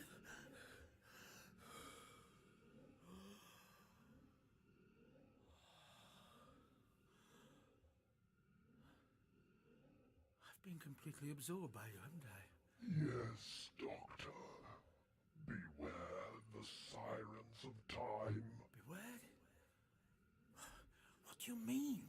Beware the sirens of time. Temperon? What is it? What's happening to you?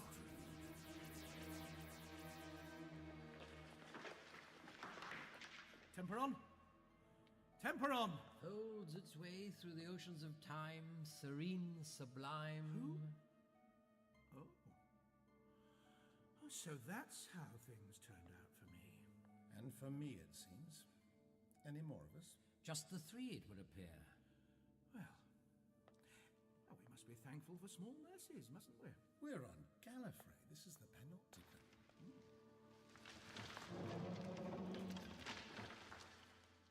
Decorators have made a bit of a mess. Looks like it's been neglected for a long time. Years, perhaps. Death and decay. Death? What do you mean? Don't you feel it? Yes, an emptiness, almost like remembering a bad dream. Telepathic impulses. Most likely from the Time Lords. But where are they? And what happened here? Probably something pretty catastrophic, or the three of us wouldn't be here together at the same time. Yes, there are laws about this sort of thing, after all. Laws that the Temperon saw fit to break. I take it you two were brought here by the Temperon. Yes. Not a very comfortable way to travel. But it certainly seemed less volatile than its close cousins, the Chronivores. Beware the Sirens of Time. Sirens of Time. Never heard of them. Quite. Perhaps it's time we shared our experiences, agree? Agreed. Contact? Contact. Contact. I think I should change the coordinates. Doctor! Time Lords? Your name! Tell me your name! Strike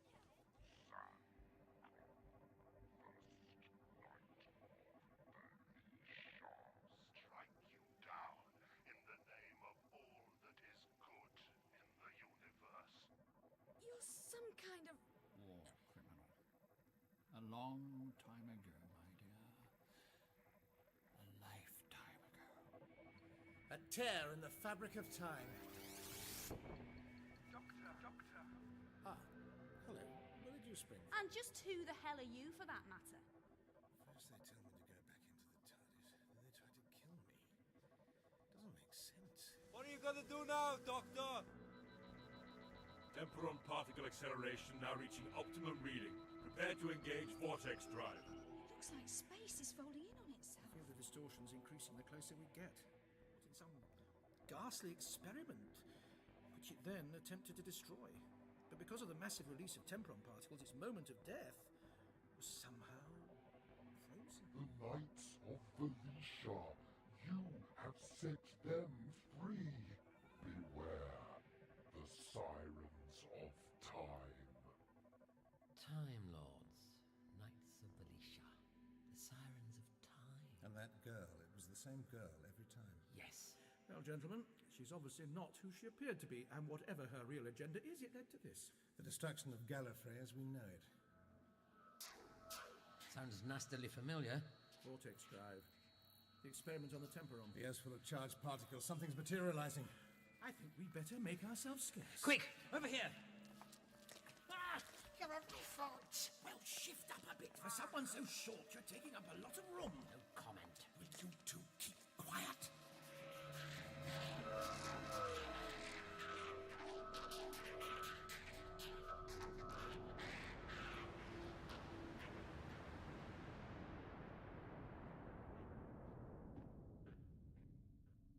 Exactly the same as that ship in the Temperon experiment. And as it told you, we set the Knights of Valisha free.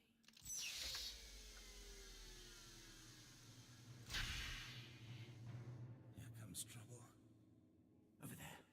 Look. A touch of medieval night. Touch of high-powered technology. Neither way you wouldn't invite them round to dinner, would you? In the name of Sancroft, first knight of the glorious Second Empire of Valisha, we welcome you back to Gallifrey, Knight Commander Lain. Sancroft? Shh! Is the Temperon back under restraint, Sub-Commander Solonik? Yes, Knight Commander. Increase power to the restraint field. If it happens again, I will have your head. Yes, Knight. Is this what happens the moment I leave this cursed planet? Whole galaxies have fallen to the power of our empire. But there is no work in all the universe more important than that which we do here. If our sacred mission on Gallifrey is jeopardized, Solonik, Knights of Valisha will fall. But before that happens, I will see you and every one of your knights torn limb from limb, and your very lifeblood. What is that? Knight Commander, we detect Time Lord life signs in the immediate vicinity. Show me the readings. Oh no. They detected us somehow. How did they escape from the exploration compounds? More incompetence. Over to the left. Service ducts, remember? Yes. Leading the vaults and foundations. Come on! There they are, Knight Commander. Stop them! Quickly! It's a long way down. And we don't know what's at the bottom. We don't have a choice. Come on! Jump! They have escaped into the lower areas of the capital, Knight Commander. Surprise me further, Solinek. Use weaponry on restraint settings. I want them found and brought to me alive.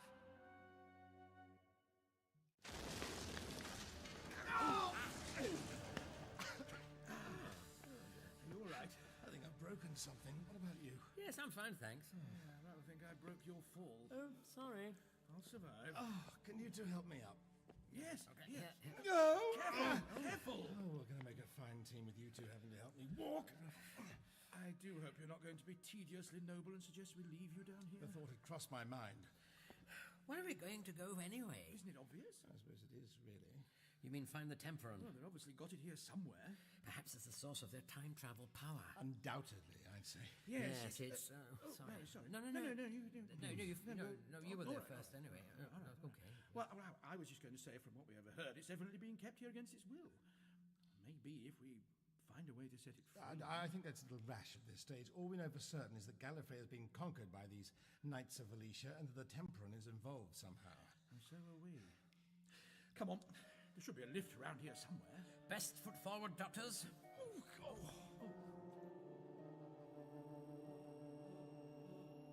of space and time. All of space and time was yours for the taking. And now all you will know for eternity is subjugation at the hands of the Velishan Empire. Lords of time. Now lords of nothing. Knight Commander. Your report, Solinek. The fugitive Time Lords have been traced to an elevator ascending from the lower levels. My knights are preparing to intercept it. Good, good. How did they escape from the compounds? They did not, Knight Commander. Are you attempting to insult my intelligence? Our readings indicate there is no match between their Ultron energy signatures and that of any of the captured Time Lords. You mean they arrived here recently? Perhaps, Knight Commander. There is something else. Continue. Our readings point to the fact that they are three incarnations of the same Time Lord. Fascinating.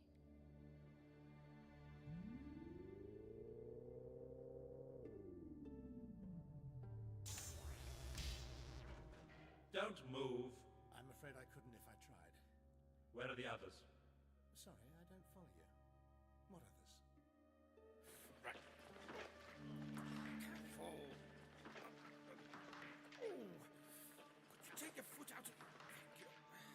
Yes. Heavy. Come on. Come on. Oh. Right. Back in the Panopticon. Do you know, I think that was worse than climbing in the Himalayas. Yes. Still, we made it. Now, the Temperon spoke to us telepathically. So?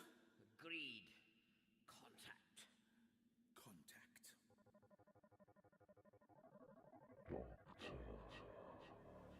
Doctor. I think it gave me an impression of where it is. Good. I don't do impressions. Yes. Come on.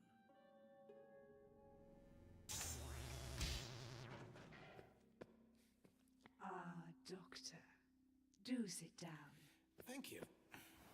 I'm flattered you know my name. Oh, we found Time Lord records to be meticulous in their accuracy.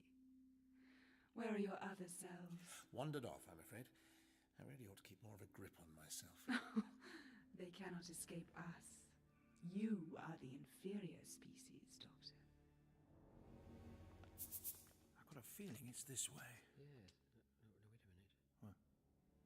I've got a feeling too. Hmm. What's going on in there?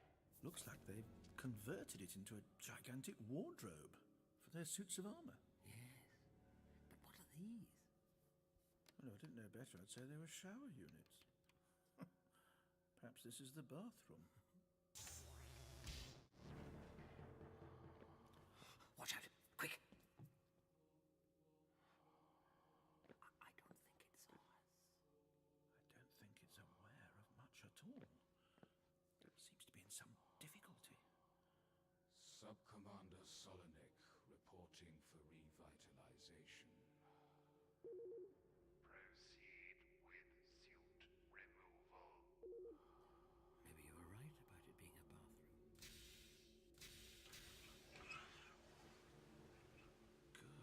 Good grief.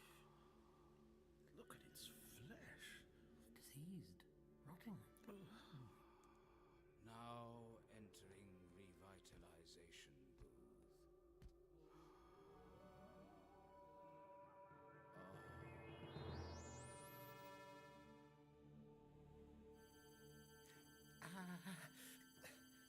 There.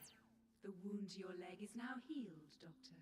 Well, thank you. Don't thank me. Thank your fellow Time Lords. What do you mean? Observe the screen. Oh, no. It is true that your people are now totally subjugated, but what we practice is subjugation with a distinct purpose.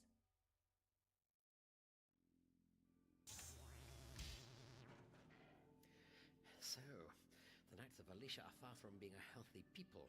Come on. This way. We have to find a Temperon. In here? In here.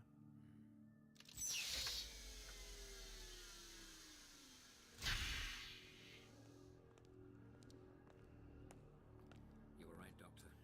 I wish I hadn't been. What have they done to it? Must be in the restraint field they mentioned. Stay where you are. What kind of people are you? What has this creature ever done to harm you? You took from it the power to travel through time and space, and how do you repay it? By suspending it in torment? Reporting to Knight Commander Laina. I see you have found them. Bring them to the time chamber. I have long waited for this moment, Doctors.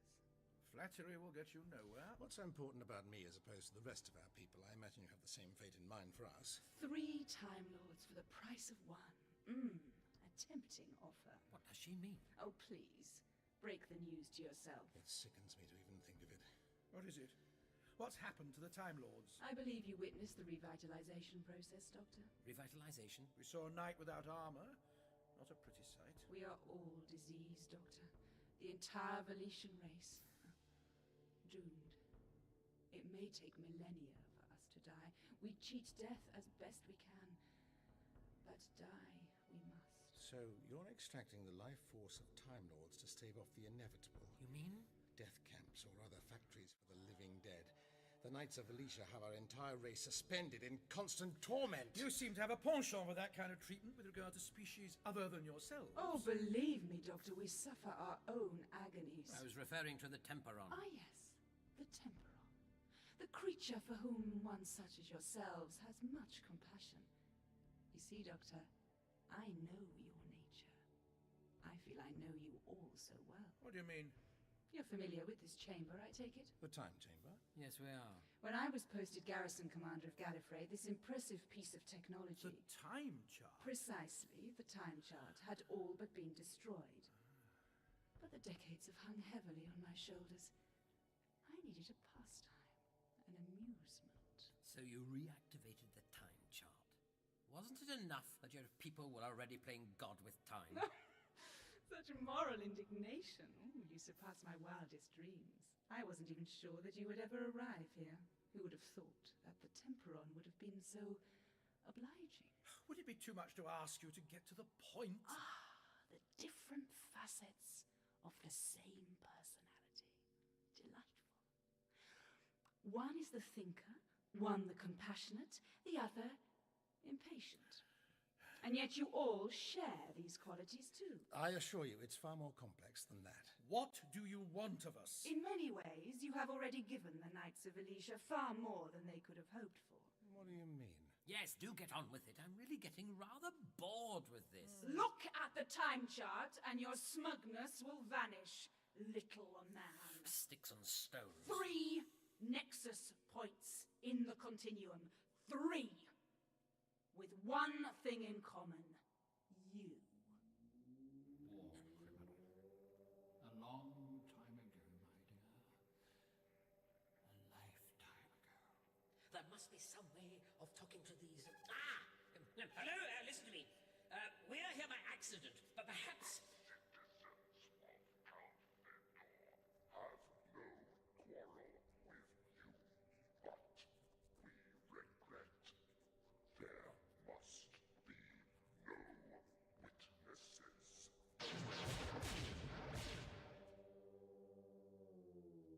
And what happened next? Since you're so clever, I thought you... Very well. You found a way of using the planetary force field's power to repel the bio-assassins. Sancroft was saved from illegal execution at the hands of the Calfadorians, saved to continue his life sentence, saved so that we, the Velicians, could one day find and reclaim him to inspire a new campaign of conquest. Not so smug now, little man. The second nexus point. You weren't aware that whilst you were so frantic to get back to the TARDIS, you were preventing the submarine craft U-20 from sinking a vessel known as the Lusitania. She's turning to starboard by about 20 to 30 degrees. The sinking of the Lusitania. In 1915, it prompted the United States of America to declare war on Germany. You mean I changed the course of the First World War on Earth? Oh, nothing so pedestrian. The war was largely unchanged. But do you know who this man is? The face is familiar. Alexander Fleming? Discovered penicillin, of course. Murdered in December 1927, some months before he might have made that discovery. And why? Because this man, Eric Charles Vincent, a petty criminal with psychotic tendencies, didn't die aboard the Lusitania as he should have done. He murdered Fleming in a bungled burglary. No penicillin. No antibiotics. No cure, therefore, for a mutated form of pneumonia and meningitis, which ravaged planet Earth in 1956. The survivors never developed space travel, were never able to challenge and defeat the Knights of Alicia in the campaign of 3562. But the Time Lords, they wanted me to return to the TARDIS. Oh, I think it's too late to blame anyone else. Now... Let me guess. My turn? The Temperon.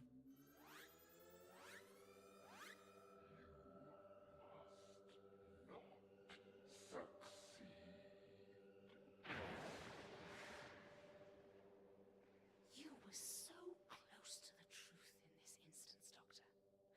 When I first reviewed this section, I felt sure that you would attempt to thwart us, and that our victory might be the fault of some other hapless fool. But no. You mean I should have left the Temperon in torment, suspended at the moment of its death? That had been the Temperon's choice. What? When our scientists attempted to extract Temperon particles to activate our vortex drive ships, the Temperon elected self-destruction rather than help us to conquer time. It rammed the prototype Velician timeship. Then I released it and made all this conquest, this suffering possible? We all did.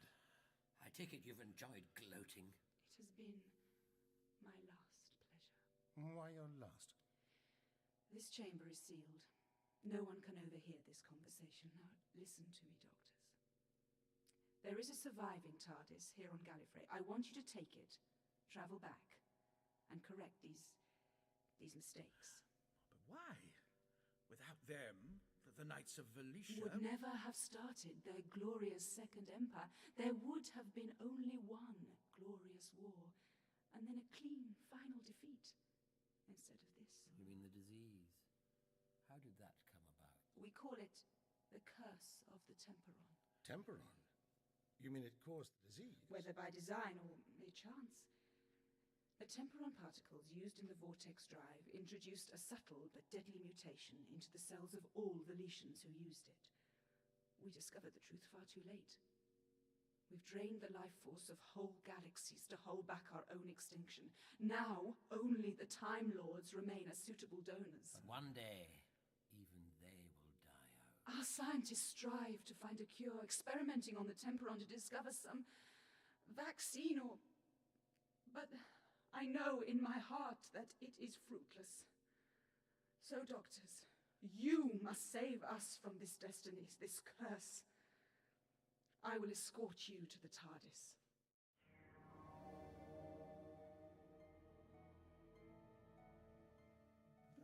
This is a Type 70, very top of the range. Seen better days. Well, we better get to work and keep Her Majesty out there happy. You know, all that Nexus Point business, it still doesn't explain the girl, Helen Elenia Ellie, why we couldn't get back into our TARDIS is, why we made those mistakes. We thought we were making the right choices. We didn't. I'm having difficulty accepting that. Each time, each of us was unable to re-enter the TARDIS, even though, certainly in my case, the Time Lords apparently knew we were about to adversely affect the timelines. It all points to some other force manipulating us. Beware the sirens of time. We've got to find out who they are and what they're up to. Oh, blast. What is it? I'm afraid your discussion is a little academic. The time core of this TARDIS is burnt out. What? Then everything I had hoped for is impossible. Perhaps not, Laina. We thought perhaps... Oh, no. You cannot use the vortex drive. It may damage your cellular makeup as it has ours. And besides, each time ship is genetically coded to its operator. Unauthorized attempts at dematerialization result in immediate death. No, Knight Commander, I didn't mean that. I think we can use the temporon. The temporon? My, other selves are in the chamber with it now. If you free the temporon from restraint... No, that is not possible. But surely... You say the other doctors are with the temporon now? Yes, we thought it would save time. Knight Commander Laina to Solonik. 2 Time Lords at liberty in the temporon chamber. Report there and restrain them immediately. But I thought you wanted... Guards! Restrain this Time Lord. Have a life force extraction unit brought here immediately. You know, there's just no pleasing some people.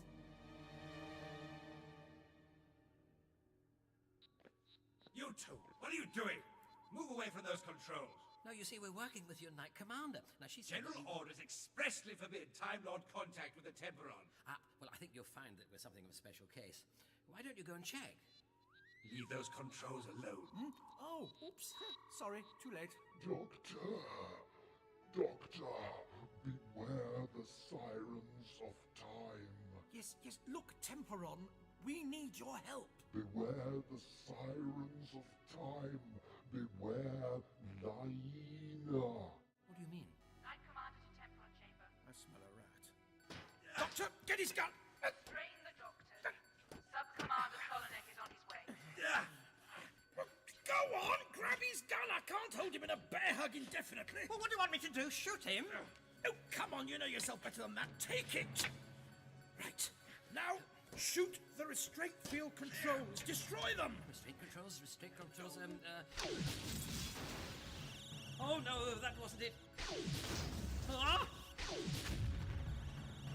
Doctor, my mind is free.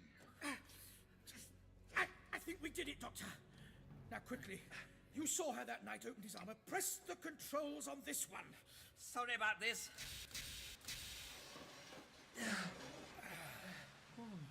They really aren't up to much without their suits, are they? Here, take the weight off your feet. Right, I'd better defuse the door mechanism. Give me that gun. Here. Thank you. Now, for some explanations. Well, Temporon, what do you mean by beware Laina? There, that should do it. Laina, Elenia, Helen, Ellie, all are manifestations of the time sirens. All intend to trick you into serving the sirens of time. Oh no, that door won't hold for long. Whatever we're going to do, we've got to do it fast. Temporon, who are the sirens of time? A race who feed on the energies of chaos. Energies of chaos? What's that supposed to mean? Distortions in the flow of time caused by the intervention of outsiders release surges of energy in the space-time continuum. It is this energy upon which they feed. They thrive on it. It is their lifeblood. So, everything we've done, saving Sancroft, preventing the sinking of the Lusitania, releasing you from the Kurgon Wonder... All that has been feeding the sirens of time? Yes.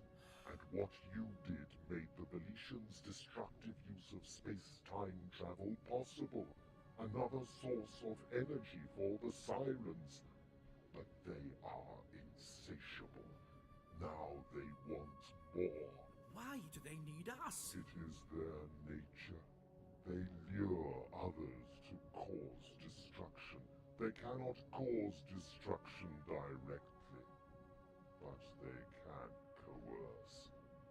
They used their dimensional powers to lock you out of your time machines. You were alone without friends or a means of escape. But not quite alone. Doctors, look at the communicator screen. Can you see?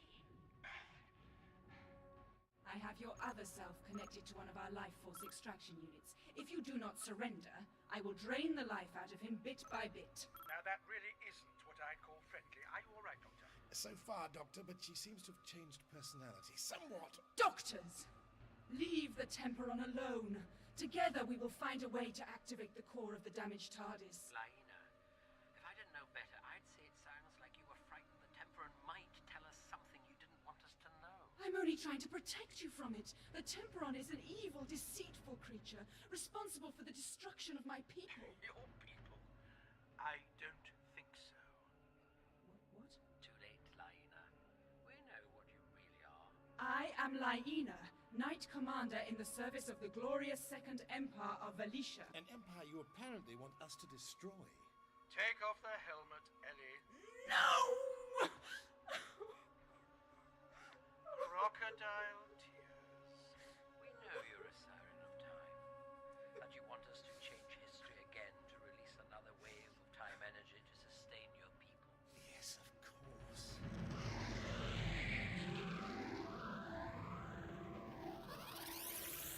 That's more like it.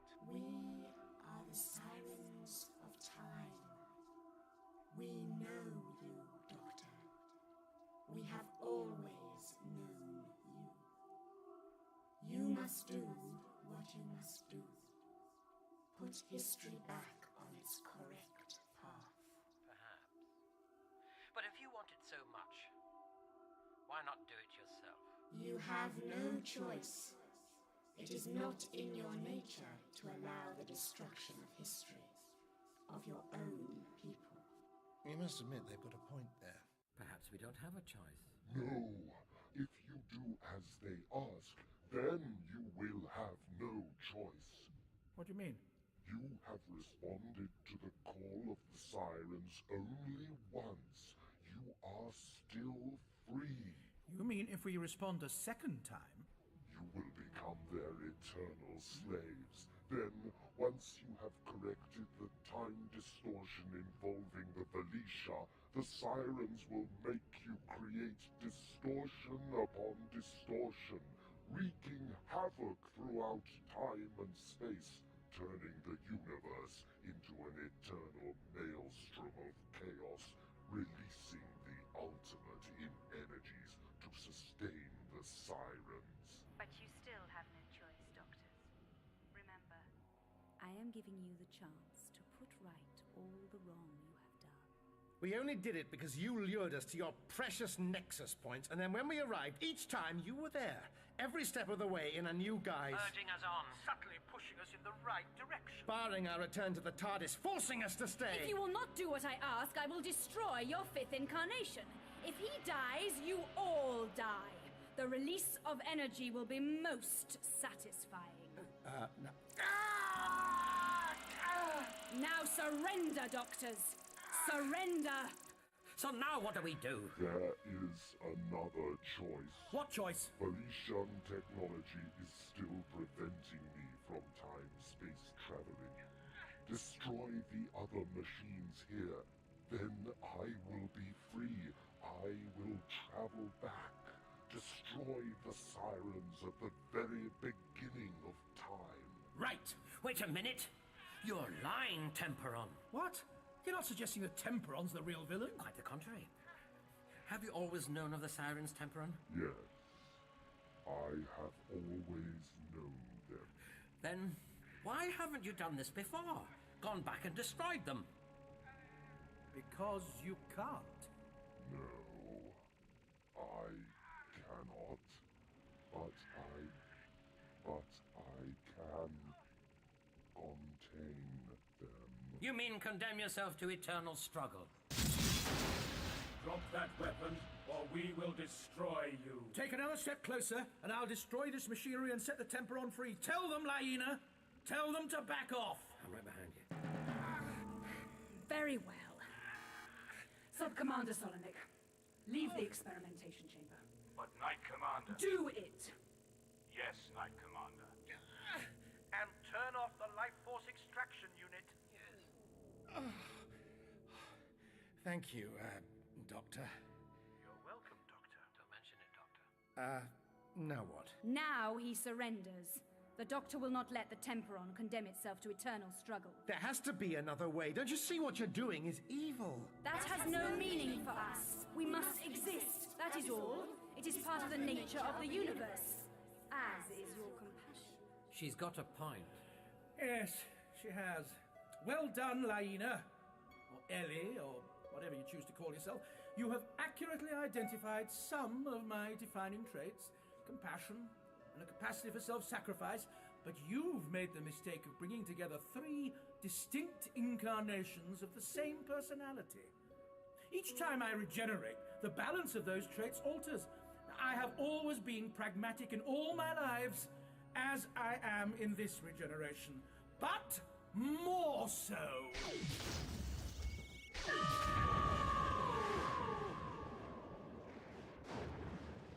Thank you, Doctor.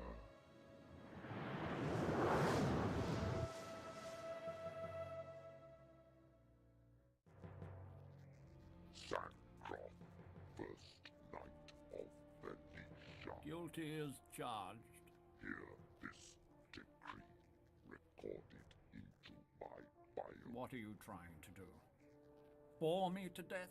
I've heard all the speeches I want to hear in my lifetime. I know what I did was, well, in the light of history, morally repugnant.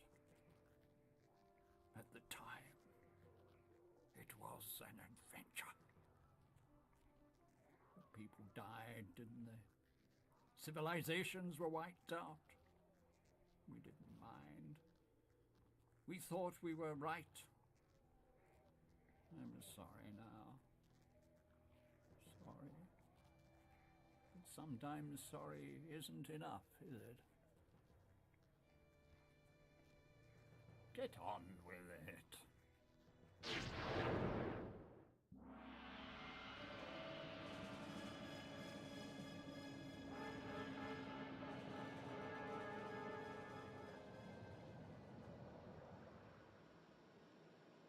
Fire torpedo!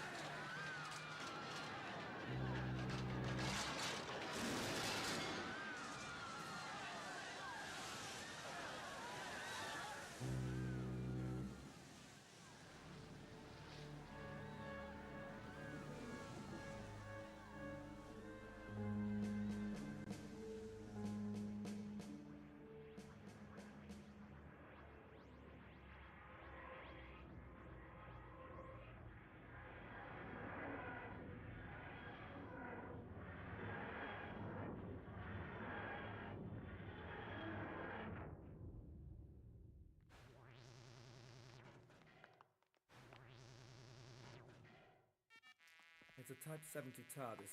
Registration code is distorted. Wait. Distortion's clearing. TARDIS registered to Coordinator Van Cell. Celestial Intervention Agency. Stand to attention. Commander Eldath, transfer regard at your service, Coordinator. Yes. Thank you, Commander. Anything the matter, Coordinator? I don't know. Is there? What? Here, sir? Yes. Here. Nothing's happened, has it?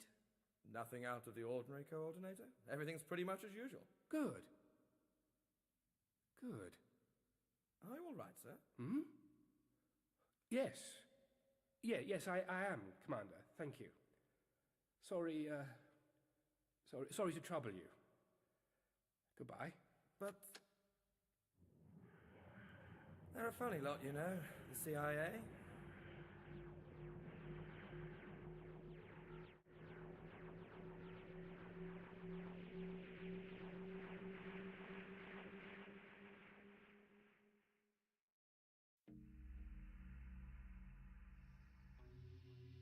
Where are we? I don't recognize it. Never did find out the planet's name. The Templars returned us to the point of the first significant deviation from the established Felician history. It's where I met Elenia.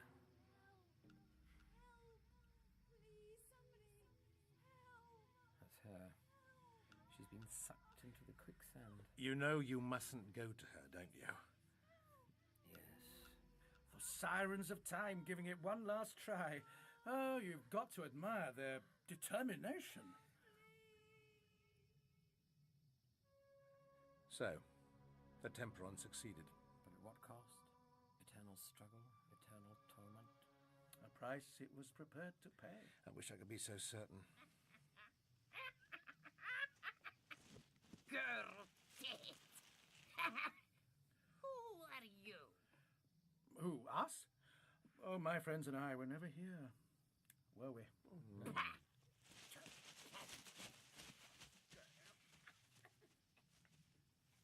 Charming woman. Treacherous, unhygienic, and probably very stupid. Yes, the universe can be an unpleasant place sometimes, can't it, Doctor? Do I detect a note of criticism, Doctor? Are you saying that if you'd had the gun in your hand, you wouldn't have done the same thing? I don't know. I suppose no one ever does know until they're faced with a decision and the power to make a difference. You know, talking to yourself is often thought to be the first sign of madness. Yes. But a little madness helps, don't you think? Come on. If we can find my TARDIS, I'm sure I can open an interface back to our relative time streams. Very kind of you, Doctor. Much appreciated. Don't mention it, Doctor.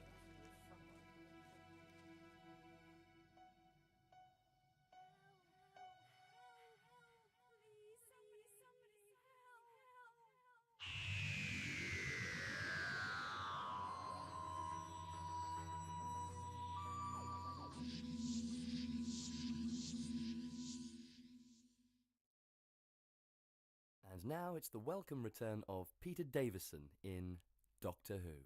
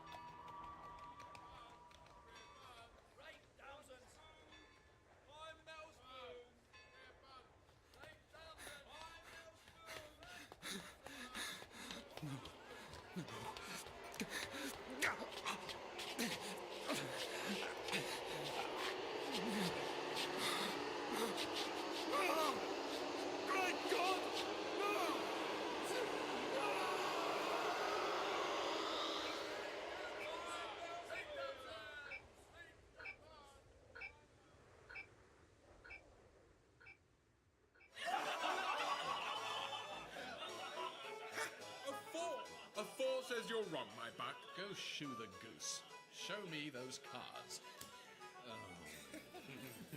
Another game, Cartridge. Oh, very well. Very well, Jeek. All or nothing, eh? And devil take the hindmost. Ah, poor Cartridge. I knew that winning streak couldn't last. You were saying, Flower? It's the end of an era, I tell you. The doctors saw to the king this morning, and a few moments after, dead as a coffin nail. Well, I never cared for the fellow, I must say. Liked the wife, the queen, but as for him, a shade too Dutch? Too Dutch. Still, God rest him, God rest him. Who's to succeed? Why, the Princess Anne, surely, old King James's niece. Though God knows we were well shot of him and his maggoty Jacobites. I hope all the old troubles aren't stirred up again, Jeek. Will we have another war? More chance of that than another round, I'd say. Where is that idiot Paltret? Bring us more wine. What say you, Quincy? Edmund, come aloft. A toast. The king is dead. God save Queen Anne. Aye. God save Queen Anne. God save Queen Anne.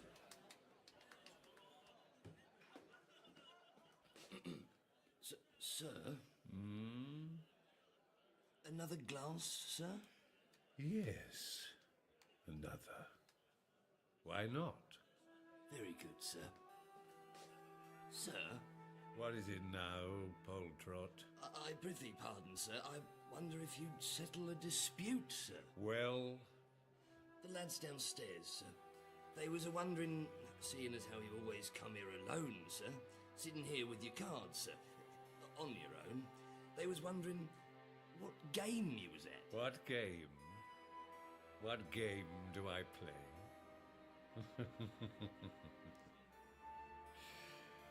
A long game, my friend. A very long game.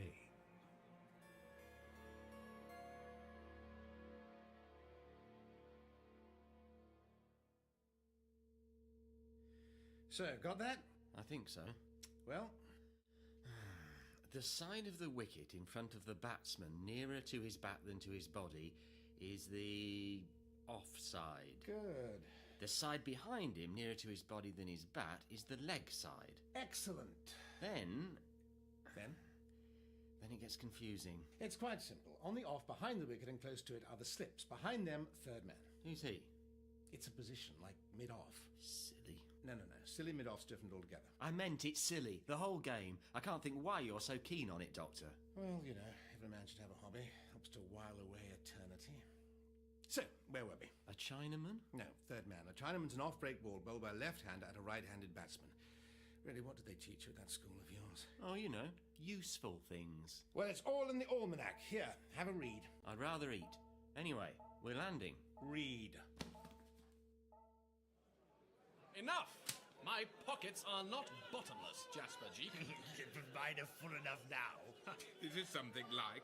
I said your luck couldn't last forever. It was not luck, but skill, sir, that saw me win at these tables, and it is boredom, Master Flowers, that has thrown me off my game. Sir? Aye, sir. Boredom. I've had my fill of the Diabola Club. Wouldn't say that if you'd won it. I'm not joking, Jasper. I grow weary of these stale jakes. Let me have adventure. Risk. Anything, so long as it is out of the usual pattern. Are we such dreary company, then?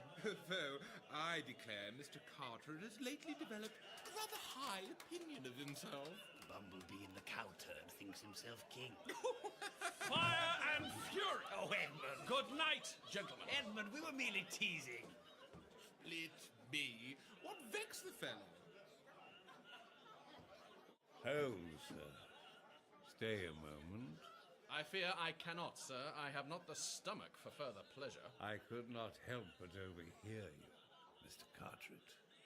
Indeed. You will, pray, forgive my rudeness, but I both respect and share your sentiments. And do you offer a solution, sir? Or are you like these other fellows, as windy as a baggy sail? Pray be seated, Mr. Carteret.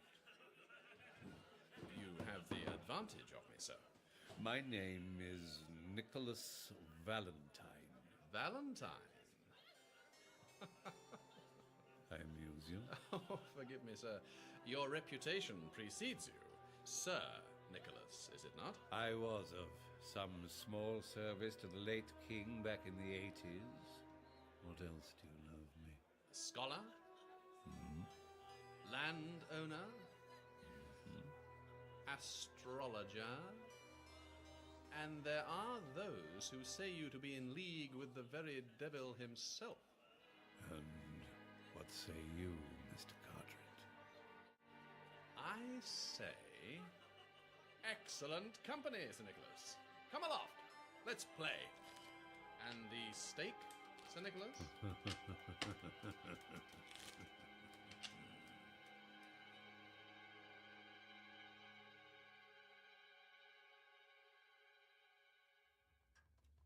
Well, good night to you, Hannah. Good night, sir.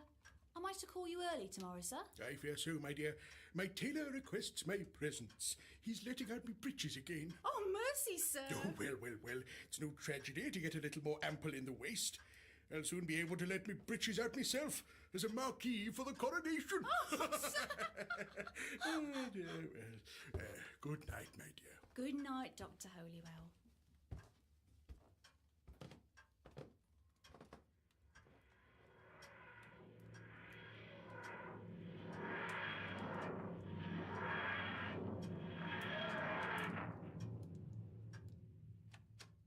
Wisdom's Almanac? Who is Wisdom? I've told you. It's all inside. Everything you'll ever need to know about the greatest game in the universe. Except this edition was published in 1928. Was it?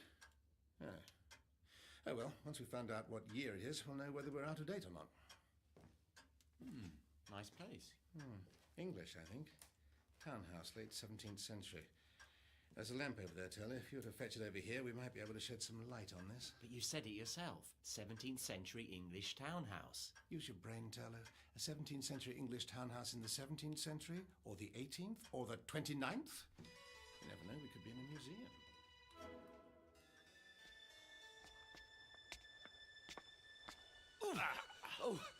Oh, prithee pardon, sir. Why, it's Mr. Carteret, isn't it? Why are you leaving us so early, sir? What? Oh. It's you, Poltrot. Yes, I'm leaving. Are you all right, sir? Mr. Carteret?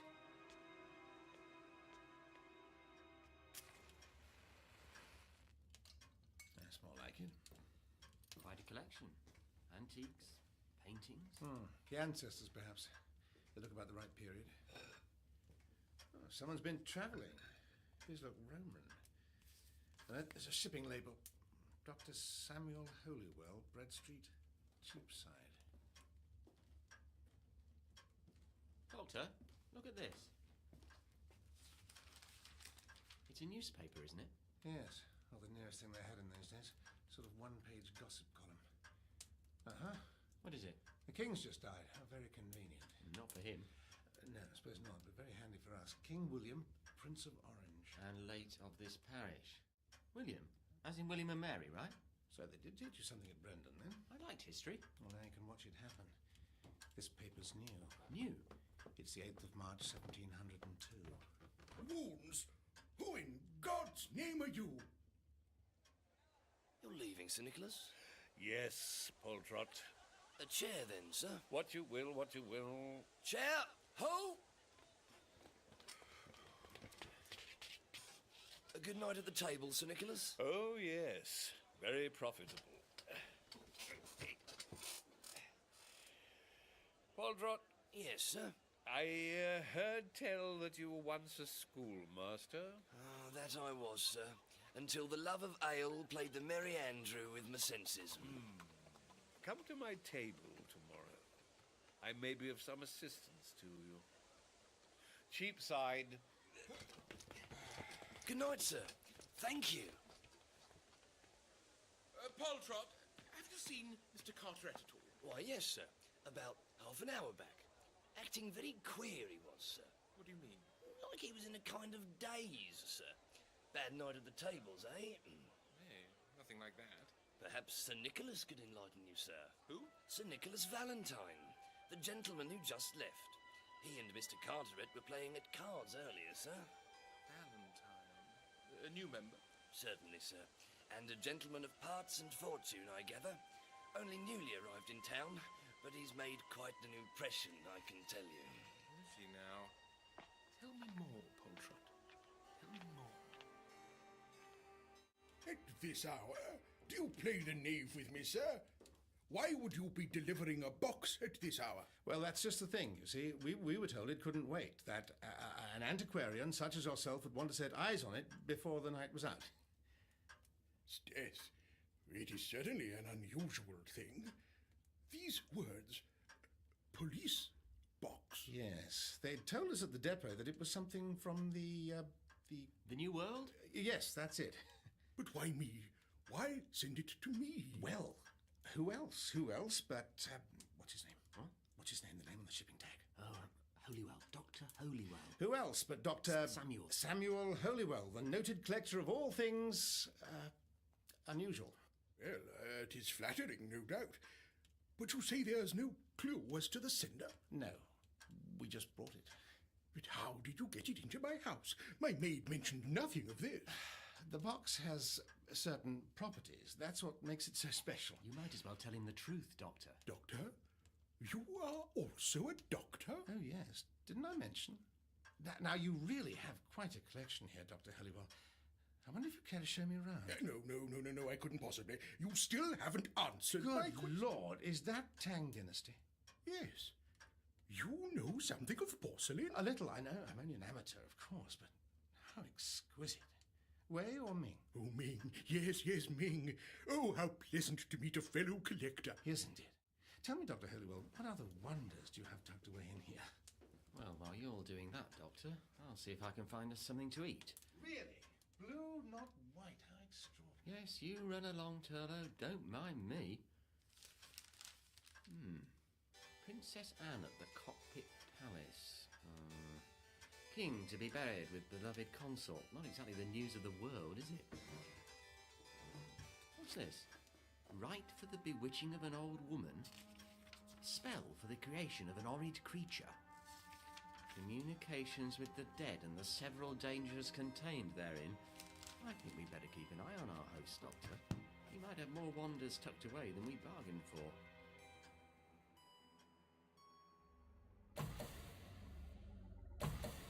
Has there been a report?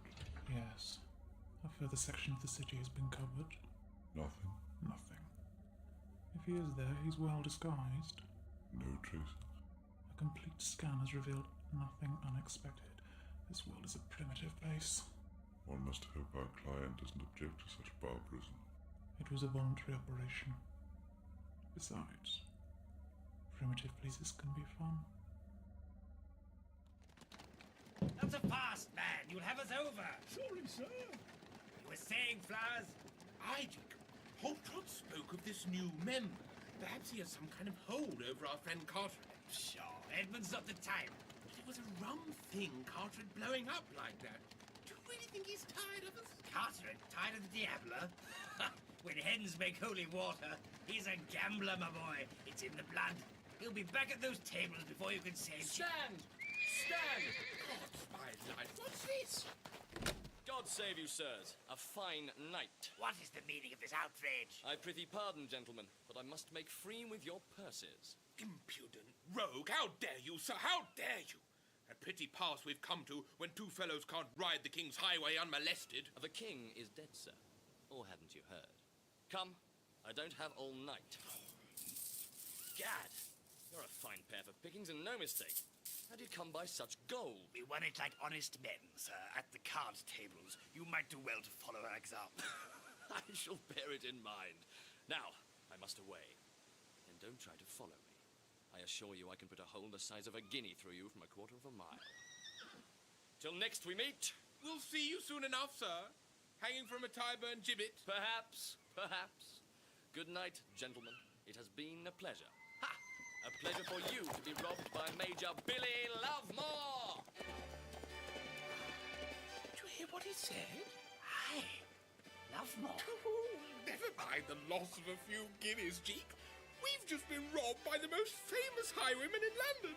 We'll dine out on this for years.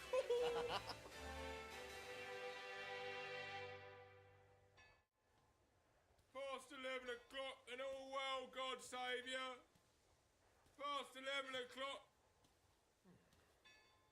Hello, Anna, my sweet. What are you doing creeping along Cheapside at such an hour? Nothing that concerns you, Ned Cotton. How about your business, whimsy head? Hasn't the good Dr. Holywell dismissed you for the night? Such a cruel master he is, Hannah. Not such a master as I would be, if you'd only have me. Nay, Ned, let's not go through this again. Oh, it's a splendid moonshiny night, my little Hannah. Come, give old Ned a kiss. Fine, Master Cotton, away and boil your head. Yeah. No, enough! Enough, I say! Not even a bit of cheese. There's never a servant around when you need one. What now? Doctor! Doctor! Doctor! Oh no. I suppose I'll have to do something about this. This really isn't me at all. Or your what? Hey? Perhaps you'd like to consider modifying your behaviour towards the lady a little. What's this? A beardless boy to your rescue, Hannah? Sorry, what I meant to say was let her go. Oh, thank you, sir, thank you. Oh, my merry coxcomb. I think it's time these fists of mine taught you a lesson. What's that? Do you hear it? Go inside. No, sir, I'm not leaving. Quickly, something's wrong here. What is it? What is it? I don't think we should hang around to find out. Help me! Please! I'm undone! In the name of Christ! Help me! What is it? What ails you? And also, what? They're coming! They're coming for me! And here, a discussion on the magical arts as practiced in the time before. A most rare and notable work, Doctor. Yes, I can see that. It's quite a leap, Dr. Holywell, from porcelain to black arts. It's my special study, Doctor. The rest are maggoty baubles compared to this, my ruling passion. The cabalistic, the arcane, the study of the runes of old times, the druidic methods. 'Tis my belief that much learning has been lost to us in the intervening years. Well, you may have something there. And I am no mere amateur. My researches into these areas have yielded fruit. I'm afraid I'm not the best audiences for such theories, Dr. Holywell. Samuel? Samuel, I'm a rational chap and talk of ghosts and such. Oh, nay, Doctor, nay. Don't get me wrong. I would have no truck with such stuff if I had not practical proof. Proof? Aye, Doctor. I am in regular contact. Contact? With whom? With the spirits of the dead. Hannah! Save me! Save me! Turlo, what's going on? Run, Doctor, quickly. It's not safe here. Turlo, come back! Turlo! Come on, Doctor, come on! Oh, what's the matter with him? Turlo, come back! Doctor, where? I thought...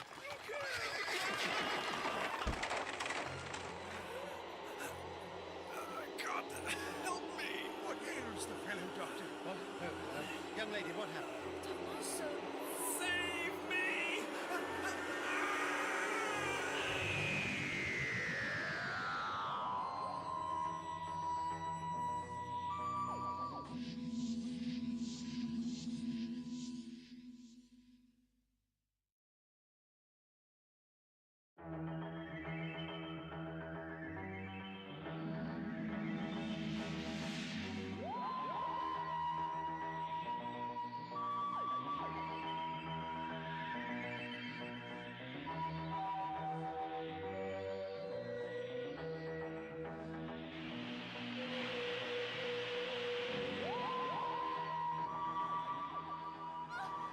Save me! Save me!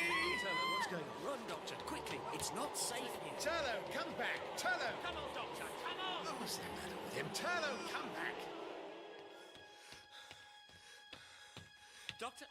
Doctor, where? I thought...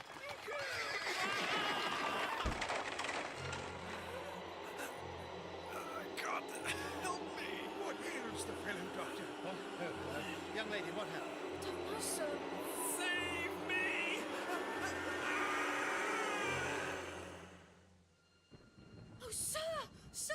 Hannah, my dear, what was it? What happened here? I don't know. That fellow, he came running up the street towards us. Do you hear those sounds? Aye, Ned Cotton, now tell us more. What did you see? Answer me, sir. Saving your presence, Dr. Holywell. I've seen enough for one night. Is he dead? I'm afraid so. Shock. We was haunted. Haunted, Dr. Holywell. The air was full of phantoms. There, Hannah. 'Tis over now. Oh, what's that in his hand? There, look. The dead man. He's holding something.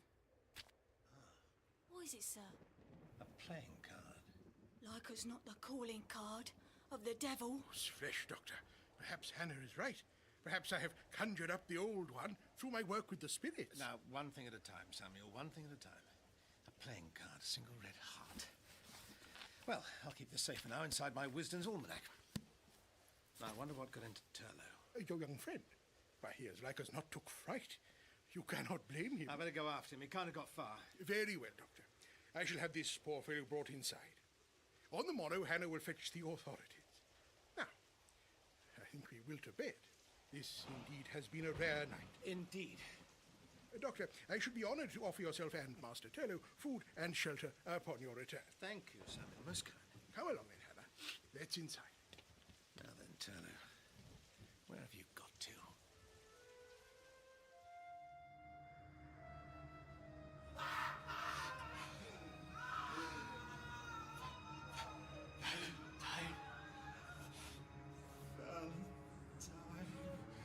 Only a little longer, my friends, and all our work will be done.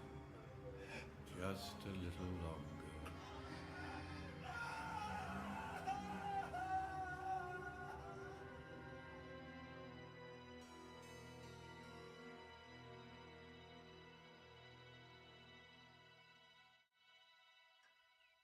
New laid eggs, crack 'em and try 'em. New laid eggs. Thank you, Hannah.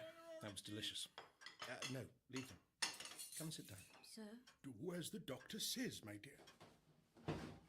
Now, as you know, I wasn't able to find my friend last night.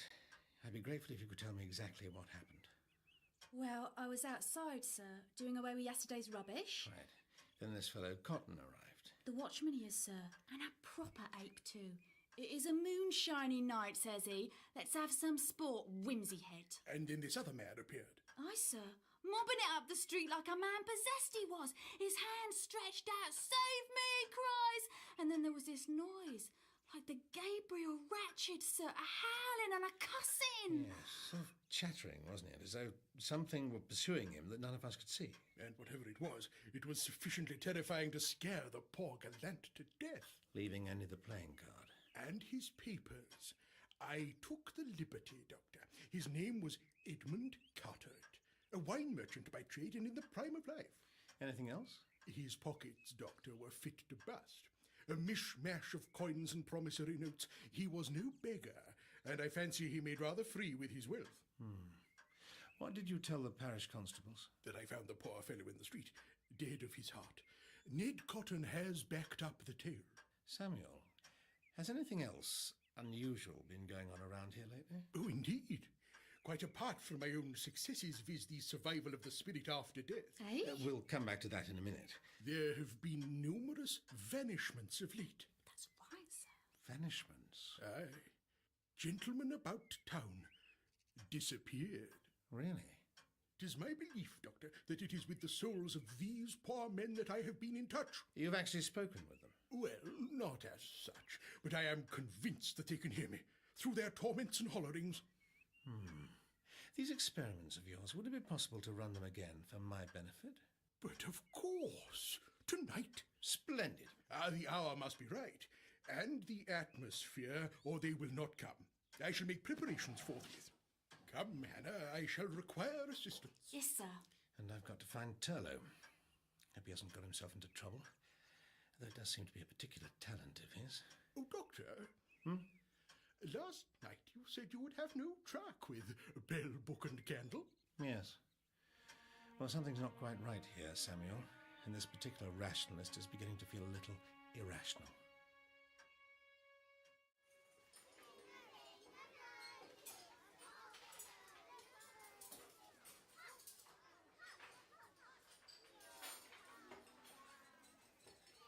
Wounds.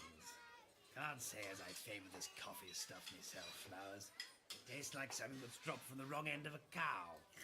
It's the fashion. A pox on fashion. Give me wine, women, and song. And the same for me. But you're tone deaf. 2 out of 3 ain't bad. Ah, he's coming too. Good morning, my young friend. What? What's going on? Don't stir, lad. You had a pretty knock last night. Our carriage almost made an end of you. Here, take coffee. Hmm? Oh, yes. Thank you. Where did you find me? I can't seem to remember. The doctor? A capital idea, my buck.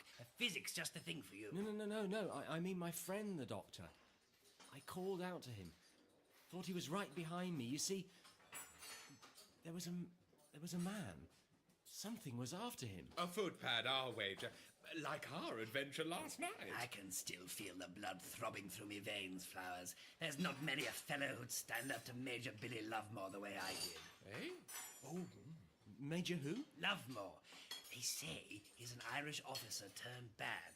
Half the ladies in town swoon at the mere mention of his name.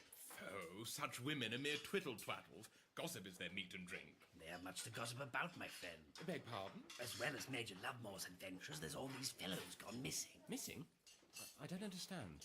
You mean kidnapped? Murdered? Let us hope not. Among them is perhaps our friend Carteret. Ah, now we don't know that for sure, Flowers. No, but I'm set on following up Poltrott's information on this Valentine fella. Will you join me?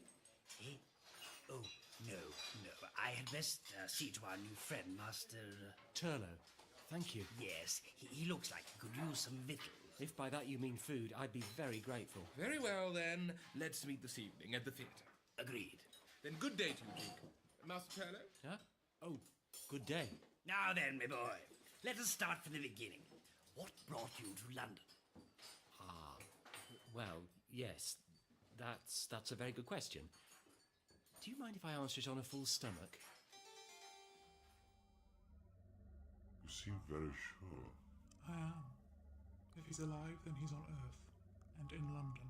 But there are no traces. Even after all these years, there should be something. You forget. He didn't want to be found, did he? And he's very clever. But that's academic now. There have been developments. What do you mean? Our client reports there is something odd going on in the vicinity. Disappearances. Then last night, something more. Don't be so vague. What are you talking about? I'll wait until I have more data. It could be nothing more than a conjuring trick. And yet... Let our client continue the search.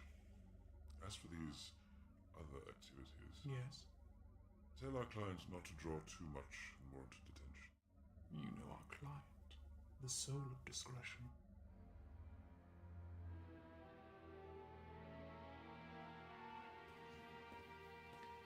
Still no sign of your friend, Master Turlough? No, Samuel, no. I can only hope that he'll turn up soon. Well, it's quite a library. Aye. The trustees boast that it is the most esoteric archive in London. After my own, of course. But you have been studying the list. These are the names of all the missing persons. Aye. I have kept careful watch through the newspapers and the gossips. Not all have officially vanished, but I have seen a pattern develop. Oliver Lacey, Charles Jolly, Afra Beauregard Shovel. Sorry. Altogether some 24 fellows. All disappeared within what sort of period? The first was noticed some 6 months back. And you found a connection? Of a sort. And that is? I will show you, Doctor. Here, on this map. You see? The points at which each man was last seen. I see. All within 1 square mile of Cheapside. I'll need a history of this area. A history? When all the books are here, Doctor. Back to the conquest, if needs be. Well, perhaps not that far. Shh. Sorry.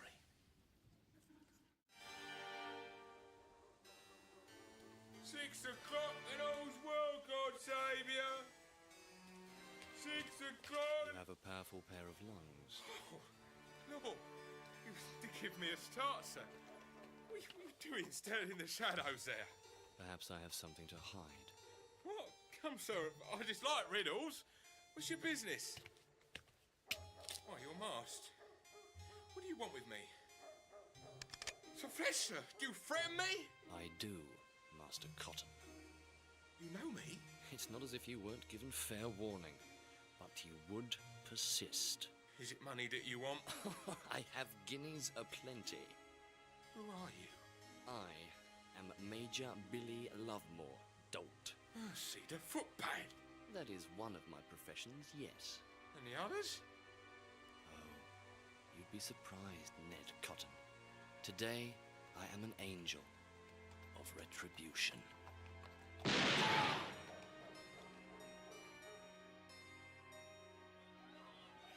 Ah, you win again, Master Poltron. Here, more wine to celebrate your good fortune. Thank you, sir. Thank you. Wait until the lads downstairs hear I've been playing at cards with you, Sir Nicholas. Well, you can tell them I'm very particular about the company I keep. Well, you're an excellent fellow, Poltrot, and much more able than your present situation gives scope for. Oh, yes, sir. Indeed, sir. May I ask a question? By all means.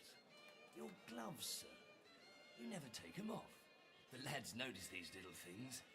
They have all kinds of ideas about them. Do they now? Well, there's no mystery.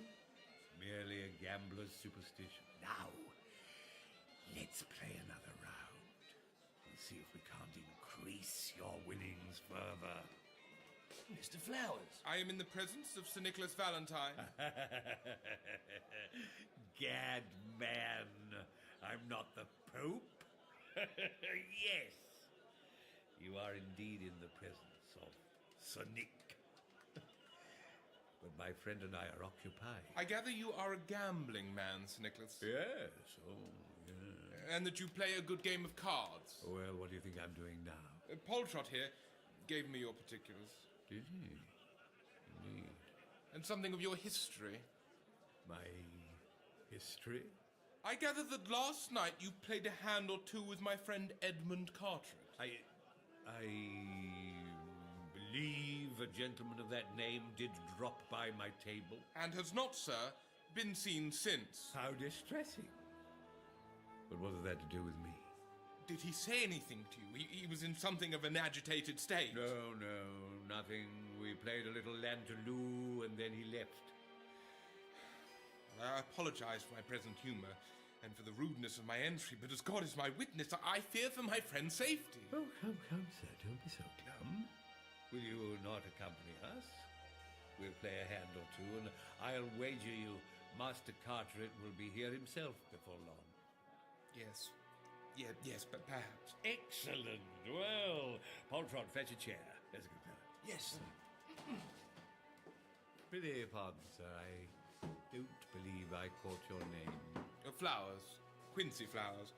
By profession, a mathematician. A mathematician? Is that so? Now, back to the list. What sort of men were they? A motley lot. The first man, Lacey, was an architect by trade, yet our late Master Carteret merely a wine cellar. Here, Charles Jolly, a clerk of court, yet another gallant, Richard Whitelock, an actor. I have tried to find a common thread between them, but as yet... We must continue looking. There has to be a connection. Doctor, do you think that these vanishments have anything to do with my spirits? Well, if you've started hearing voices of the dead, I'd be very surprised if they didn't. Let's just hope Turlo isn't one of those voices. Doctor, look! What is it? It's the watchman, Cotton. Is he hurt? I fear he is dying. Ned, who has done this to you? An angel. What did he say? I saw the angel's face just for a moment. Who would have thought that one so...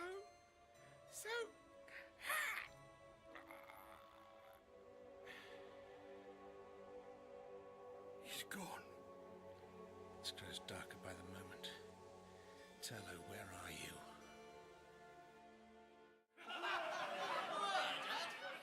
Mates!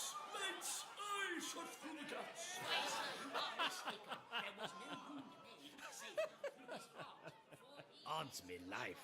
Did I give up my turkey pie for this? I think it's quite surreal. Eh? What? I rather like it. Then you are either mad or turning Quaker, for I never saw such a play.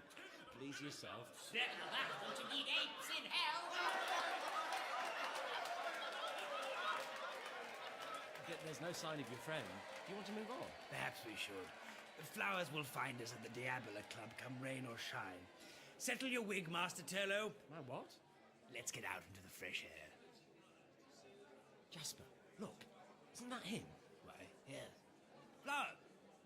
Flowers, where have you been? Gad, the fella's as pale as milk. Certainly doesn't look very well. Where's he going? Flowers? Flowers, it's only us. He's running away. Odds fish, my friend. This is the second time in as many nights that someone has fled from the company. I'm beginning to worry. Come on, Jasper. Let's get to the bottom of this. The drapes, Hannah, if you please. Yes, sir. Now, if you would seat yourself by the doctor. Excuse me. Yes, of course. You're worried about your friend Turlo, aren't you? Yes, I suppose I am. Do you think this will help find him? No, but it might help us get a few things clear. Now, we are all three seated. Excellent fare. Then let us join hands across the table. I'm frightened, sir. Oh, tush, Hannah. There's nothing to fear from the dead. I hope you're right.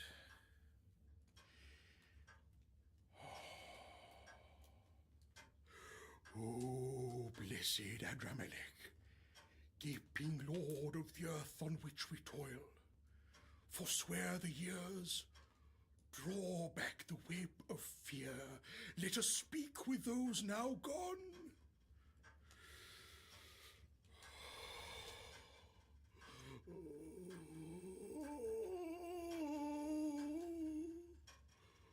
The bell, the bell.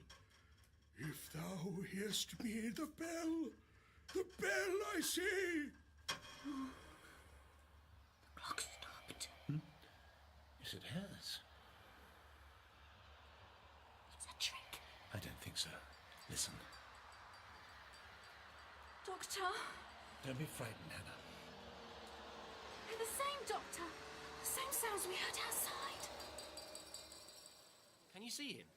Which way did he go? I fear my belly will not stand another hour unfilled, my boy. Let's to the Diabo Club. A dish of fowl, a dozen larks, and a pipe of choice Barcelona. What say you? This is no time to think of food. There's a mystery here. I must find the doctor. If only I could remember the way back to that house. Wait a minute. It's Flowers. Look, there. See him? Come on.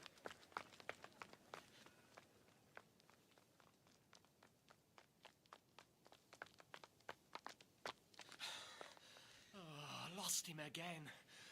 This is bizarre. Oh, confound the fella. What game is he about? Wait. Jasper, what's that? What? There he is. I see him. Flowers! Wounds. Sweat standing off him like diamonds on a cloth. Quincy, what in God's name ails you? God's flesh. Help me, my friends. Gad, so you ran away from us not half an hour since. I had to. I didn't want to. They're here. They are everywhere. It's trembling. Who's here? What do you mean? I was looking for Carteret. He has gone like the others. Then I was playing cards. Devil! Quincy! There are 1,000 voices in my head. Voices? You heard voices? I ran to the theatre, but even there they followed me. Do you not hear them? He's raving. No. This is what happened to me last night. Flowers, our hearts, blood, and guts are at your service, but tell us how we can help. They speak to me. They are coming for me. Who, sir? Who? Can you hear it, Jasper? Can you hear it? It's just like before. It's happening all over again. Help me. This fish is vanishing.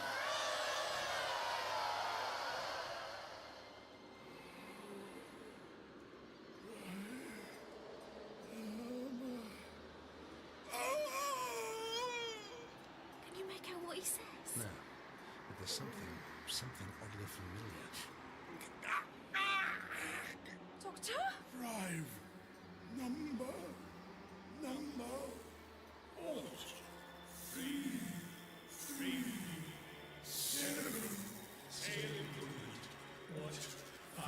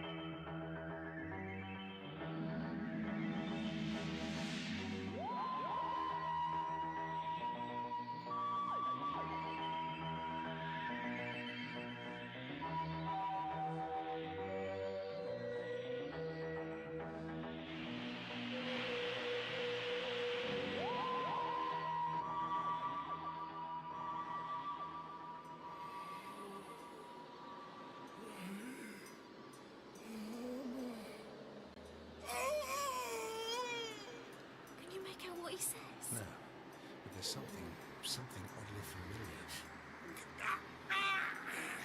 Doctor? Drive. Number. Alt. 3. 7. Hail improvement. What? 5. Drive malfunction. Doctor! What? Malfunction detected. Heading. 5. 8. Take him. Doctor, what is it? Doctor! It's all right. It's all right. Passing now. Passing. Brandy, I'll get you brandy. For Samuel. I'm fine. Doctor, what was all that? It won't make any sense to you. But if Turlo were here, he'd recognize those sounds. He would? Yes. A little indistinct, but unquestionably radio signals.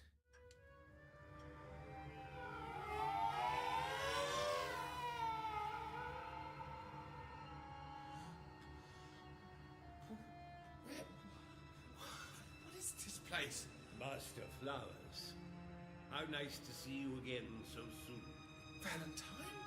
We shall play another game, you and I. I'm afraid the rules are of my own making.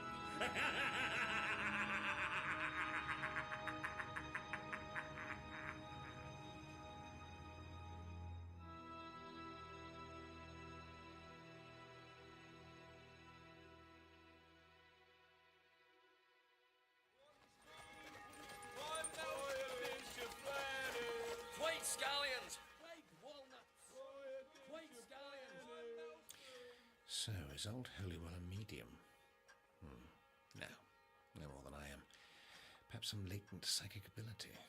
That could be why both of us picked up on those manifestations. He'd had no luck chatting with the dead before now. All of a sudden... Morning, Doctor. Morning, Hannah. This radio you spoke of, sir? A man-made source. It should be quite a simple matter. The TARDIS can pick up the source of the transmission, and then maybe we'd find out who's causing it. Samuel, feeling better? Much, thank you, Doctor.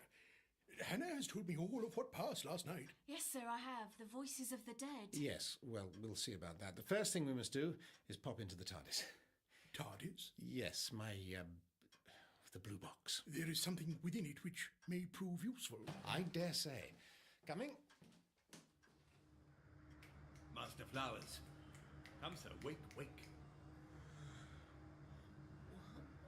I have not the time for you to be idle. There's work to be done. Valentine, Where are you? In good hands. my God! I remember now! What hellmouth is this? The walls like wet liver! Last night, I was pursued. The noise of 1,000 devils at my heels! 1,000 devils, tut. I wonder you can be so rude to your fellow guests. Guess? Who are these men? What have you done to them? You shall soon see. I am restrained!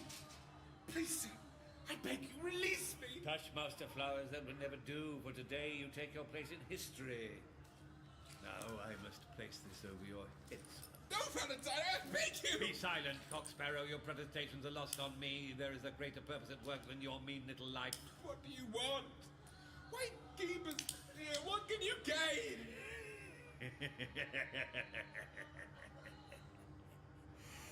Restoration!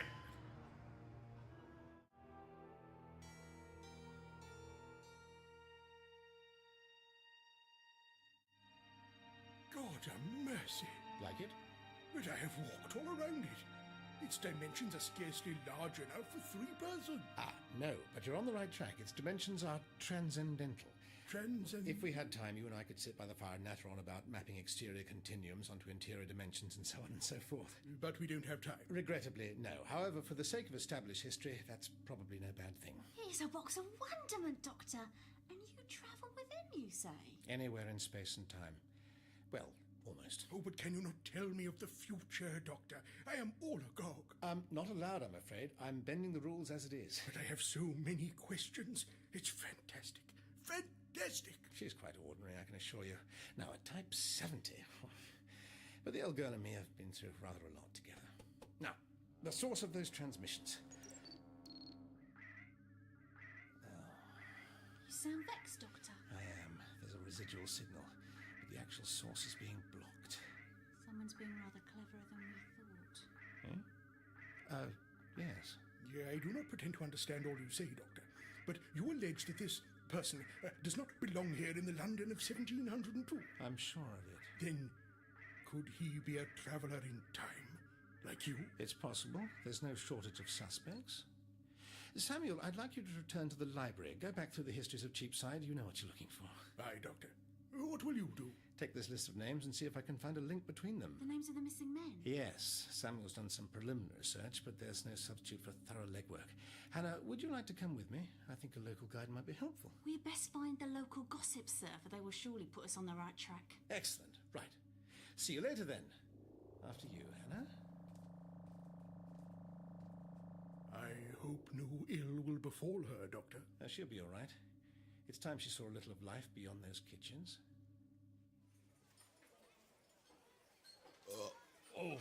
Odds fish. I confess that last night's adventures have only served to sharpen the appetite. Well, there's nothing that makes life more attractive than the possibility of losing it. Yet, nowadays, honest, I can hardly believe it happened. Quincy Flowers harangued by the hounds of hell till the fella quite disappeared. Had I not witnessed it with my own orbits, I would call for the men of the Bedlam to take me away. It happened all right, Jasper. Have no doubt about that. Oh, if only I could remember where the doctor was. He'd know what to do about all this. I almost forgot. I heard this morning that my friend Edmund Carteret has been found dead. Really? Yes, found dead in the streets. His heart had given out. Who told you? Mother Collett. She is over yonder, peering into her tea leaves, but she has it on the best authority. She says that he was frightened to death. Frightened to death, you say? Perhaps he was the man I saw attacked. Perhaps, but there is more, Master Turlo. A Cheapside watchman, Cotton. Not dead? Dead. Shot through the heart. Mother Collett swears that some saw a masked man riding away from the scene of the crime. It isn't safe to walk the streets. He was thought to be Lovemore, the highwayman whom Flowers and I encountered only the other night. Cheapside, you say? That rings a bell. Wasn't that where the other man was found? Carteret? I shall ask Mother Collett. Perhaps we should go to the authorities. No. They'd pack us off to that bedlam you mentioned as soon as look at us. No, we must take this matter into our own hands. Is that wise? Unless we can find the doctor, I see no alternative.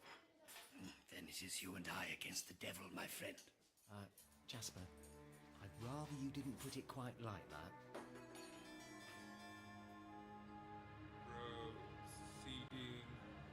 Proceeding to stage 4, cellular... Continue. Continue, I say. I cannot. You have no choice, you struggling beggar. These words in my head, what are they? They're not for you to understand, my friend. Simply obey them. Let them drift through that addled whirligig you call a mind. Give yourself up to them.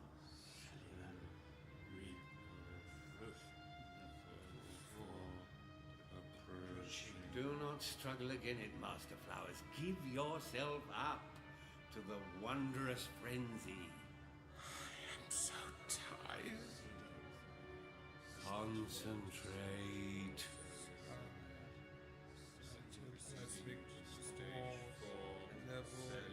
Level 5 approaching. Good.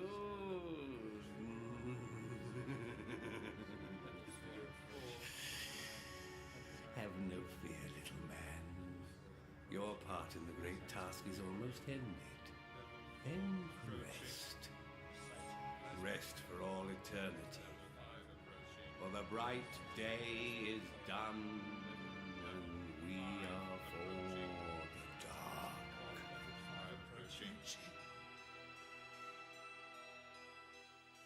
And here again, you see, sir? What? Pray, am I looking at, sir? The library closes in a matter of minutes. Here, man. Regularly for the past 30 years or so, in and around Cheapside. What? Vanishments. Like those we are witnessing now. Vanishments? And always young men in their prime. But there must be more of a connection. There must be. A gang, perhaps? A cult of fanatics? Prowling the streets in search of victims? It is rather an odd way to go about doing people in. Perhaps it is their religion. In my studies, I have read of certain tribes out foreign who... No. There's someone here. Here in Cheapside. Waiting. Well, he was no help. Any more suggestions? Perhaps. An old woman I know. She has lately found employment in a coffee house nearby. She may well have knowledge of the Vintner Carteret. Well acquainted with the inside of a barrel, is she? Murder! What's going on? Ghastly murder! He's putting up a bill. Lovemore, the notorious highwayman, wanted for murder! We're after the man who killed Ned Cotton. Murder! Ghastly murder! They'll hang him if they can find him.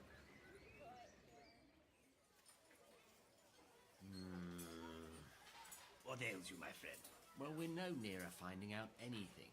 We wasted half a day wandering around Cheapside looking for Dr. Holywell's house, and meanwhile your friend Flowers... I know. Who knows what hellish torment he might be enduring? Well, why don't we find out? Doctor! Hello, Turlo. I was beginning to think I'd be stuck in this wretched century for the rest of my life. Where on earth did you get to? Look, never mind. I've got so much to tell you. Oh, yes, Jasper, this is the doctor. Dr. Jasper Jeep. Your servant, sir. How do you do? And the young lady? This is Miss Hannah Fry. I see. Ciao. How did you find me? We came to see Mother Collett. Yes, we're following up a line of inquiry. Well, it's a long story. Why don't we have a spot of Java and put our heads together? Never mind.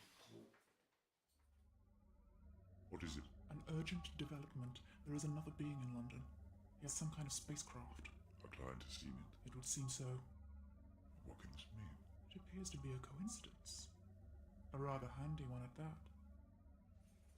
Your friend Flowers, is he linked to any of the names on the list? Why, no more than I am. We were both friends of Edmund Carteret.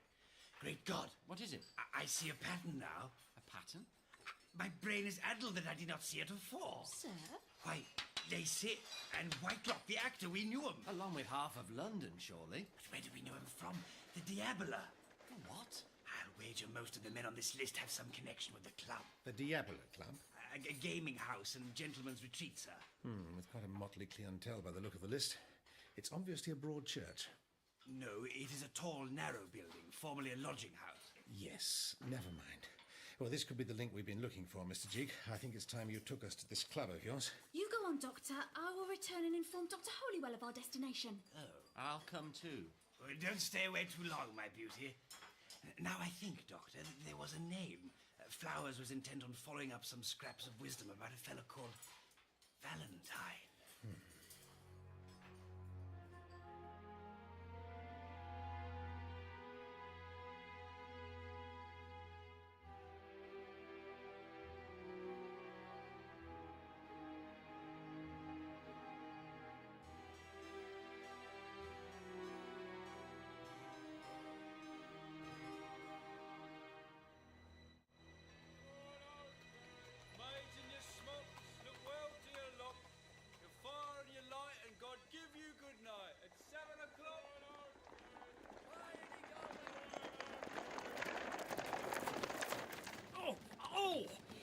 The most comfortable journey I've ever made. But infinitely preferable to the chairman, I assure you, Master Turlo. By now we'd be pitched in a ditch or scattered between Charing Cross and Aldgate. Have you heard of this Diabola Club? Oh, indeed. It has quite a reputation. Many a young fellow has been wrecked on its scandalous shore. Drinking, wenching, gambling. I've been trying to become a member for years. Then Hannah won't be joining us. Oh, the fair sex are more than welcome, Master Turlo, but not in a capacity which would suit dear Hannah. Capital, Doctor. For a stranger to our shores, you play like an Englishman. I'll take that as a compliment, Mr. Jeek. What next? Lantaloo? I'm afraid I don't know it. Then I shall teach you. Doctor. Turlo, you look splendid. Have you been shopping? Dr. Holywell was kind enough to root out a few garments for me. Apparently my own were drawing unwarranted attention. You surprise me. May I introduce Mr. Jeek, Dr. Holywell? He's, assisting us in our investigation. Your servant, sir. Likewise. You're very welcome, sir. But I fear there will be no news tonight. No? No. We have been watching like hawks, but there is no sign of anything untoward. What exactly are you looking for? Eh? Oh, well, phantoms, Master Turner, the acolytes of Lucifer, like as we encountered on the road. I think we should scale down our ambitions a tad. Now, look around you discreetly. Does anything strike you as unusual? There are always strangers at the club, Doctor. It would What be about hard regulars? Who do you always see here? Well, we used to see most of Carteret, Who's that over there? In the corner. Could that be this Valentine? Who? Him? I don't know the fella. It's a simple matter to find out. Gad, he's playing cards with Portrait. What's so unusual about that? Fella can't be a gentleman if he consorts with servants. Quite. Excuse me. Oh, I win again, sir. But you're a natural, my friend. I knew that all that education hadn't left you. You're a quick-witted fellow and no mistake. I say, could we make up a three? I fear not, sir. Master Poltrot and I'm I... sure Master Poltrot won't mind. Poltrot, you lazy dog. Is it your night off? No, sir. Then get us some wine. My friends here are parched as paper. Come along, man. Jackanapes. Come, sir. Lantaloo, was it? I had something else in mind. And what game do you usually play? My game? My game, sir, is patience. That's a very solitary pursuit. Know any others? I do, sir, but the stakes are high. I'm ready. Thank you. A club. Ditto. Tell me, sir, have you been in London long? 6. Long enough, sir, long enough. 8. And how'd you find it? Your card, sir. How do I find it? Eternally surprising, sir. Another card, please. A 4. Do you always do that? Sir. Wear your gloves to the table. They bring me luck, Master... Doctor. Doctor. And whom do I have the honour of playing? I am Sir Nicholas Valentine. Another card, please. You sure, Doctor? The game hangs on it. I'm sure. Turn it. An ace. You win. A single red heart. A Valentine. Keep it. A memento. Perhaps we can have a rematch someday. I hate to see a fellow lose. Good night, sir. Another match will not be necessary. You see, I never lose. What was all that about? Doctor, was that our man? Sir Nicholas Valentine. There's certainly something unusual about him. Well, what of this, Doctor? My researches show that the person we're looking for could have been here for 30 years. No wonder he said his game was patience. Not more than 6 months, you say? No, sir. He just appeared at the tables one day. Always alone, he is, sir. And you say Mr. Flowers was also inquiring about him? Yes, sir. Sir Nicholas had lately played at cards with Mr. Carteret, you see. Ah, here comes the doctor. Good night, Potter. Good night, sir. Doctor, was that him? Is Valentine a demon in human form? I'm not sure. I need to do some thinking. Samuel Turlough, I'll see you back at the house. Mr. Jeek. Yes, Doctor. We'll see you tomorrow. Oh, very well. I'll find my carriage. Are you sure, Doctor?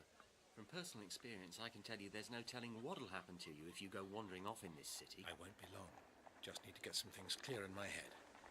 Good night. Good night. Jasper, wait a minute. Damnably disappointing to have to call it a night. I was just beginning to enjoy myself. I know, the Doctor often gets like this. Stops giving answers just when things get interesting. Still, the fellow seems to know what he's on about. I'm sure tomorrow will... What is it? Valentine. Do you see him?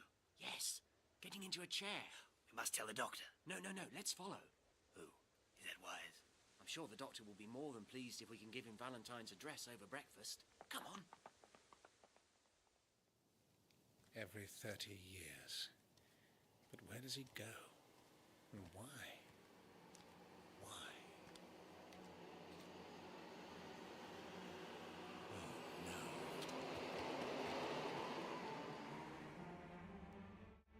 Communication from Lovemore. Patch him through. Are you there? Yes, yes. Come in, Lovemore.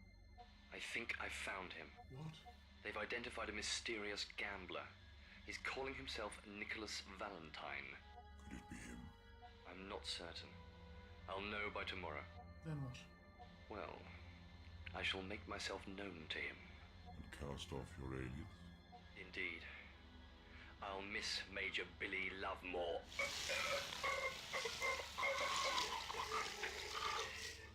But I think I'll miss being Hannah most of all.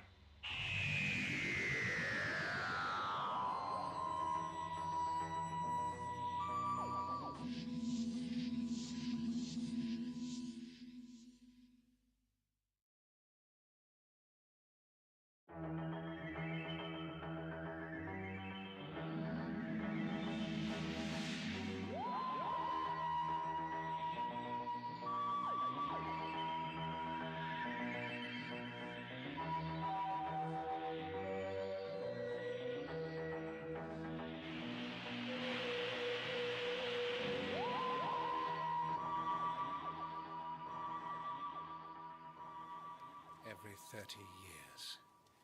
But where does he go? And why? Why?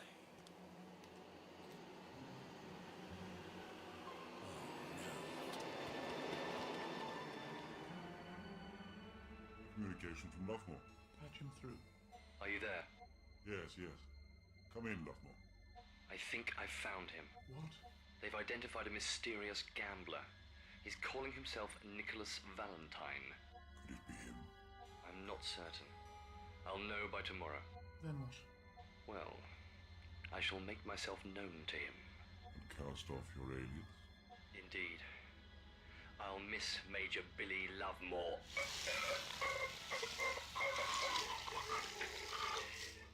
But I think I'll miss being Hannah most of all. No, not yet. You'll not take me yet. Pursue, pursue. I must have him, I must. What? Ah! No! No, I will not submit! Quickly, quickly, man, your hand! Up onto my horse! Away! Let's away! Thank you. Now where can that girl have got to? A fellow having to pour his own wine? Yeah, still, it's not a bad drop of shit. A horseman? It's like before. The spirits, they have returned. Odds fish, what if they've come for me? What is that sound? I don't know. Wait a minute. In my coat. What is that? The playing card Valentine gave me, some sort of homing device. A homing? Then you must destroy it. It's quite sophisticated. I'm afraid I have to. This is Holywell's house. How did you Never know? mind, my friend. They are gaining on you. Farewell! Wait! Doctor, are you all right? No, not yet. It is happening again. Yes, drawn here by this playing card. What? Valentine's calling in his debts. Quickly, Samuel, I must destroy the card. Oh, dear. Samuel, you're fired. Yes, Doctor, there is none deed. Hannah has vanished. Quickly, Doctor, it's almost here. Look. Look. Do you see them? Great God, Doctor. Phantoms, I can see them. Just psychic manifestations of the controlling force. Never mind them, Samuel. Have you a match? Oh, surely. What's my life? Their faces. You see their faces? Ghastly pale. Their eyes like black coals. You're missing gentlemen, Samuel, in the flesh. There. It's catching.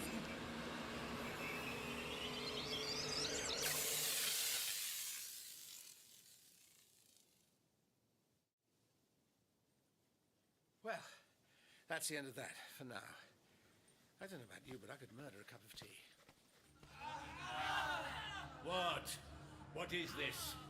You are bested Valentine. Your prey has outwitted you. Impossible. This doctor intrigues me.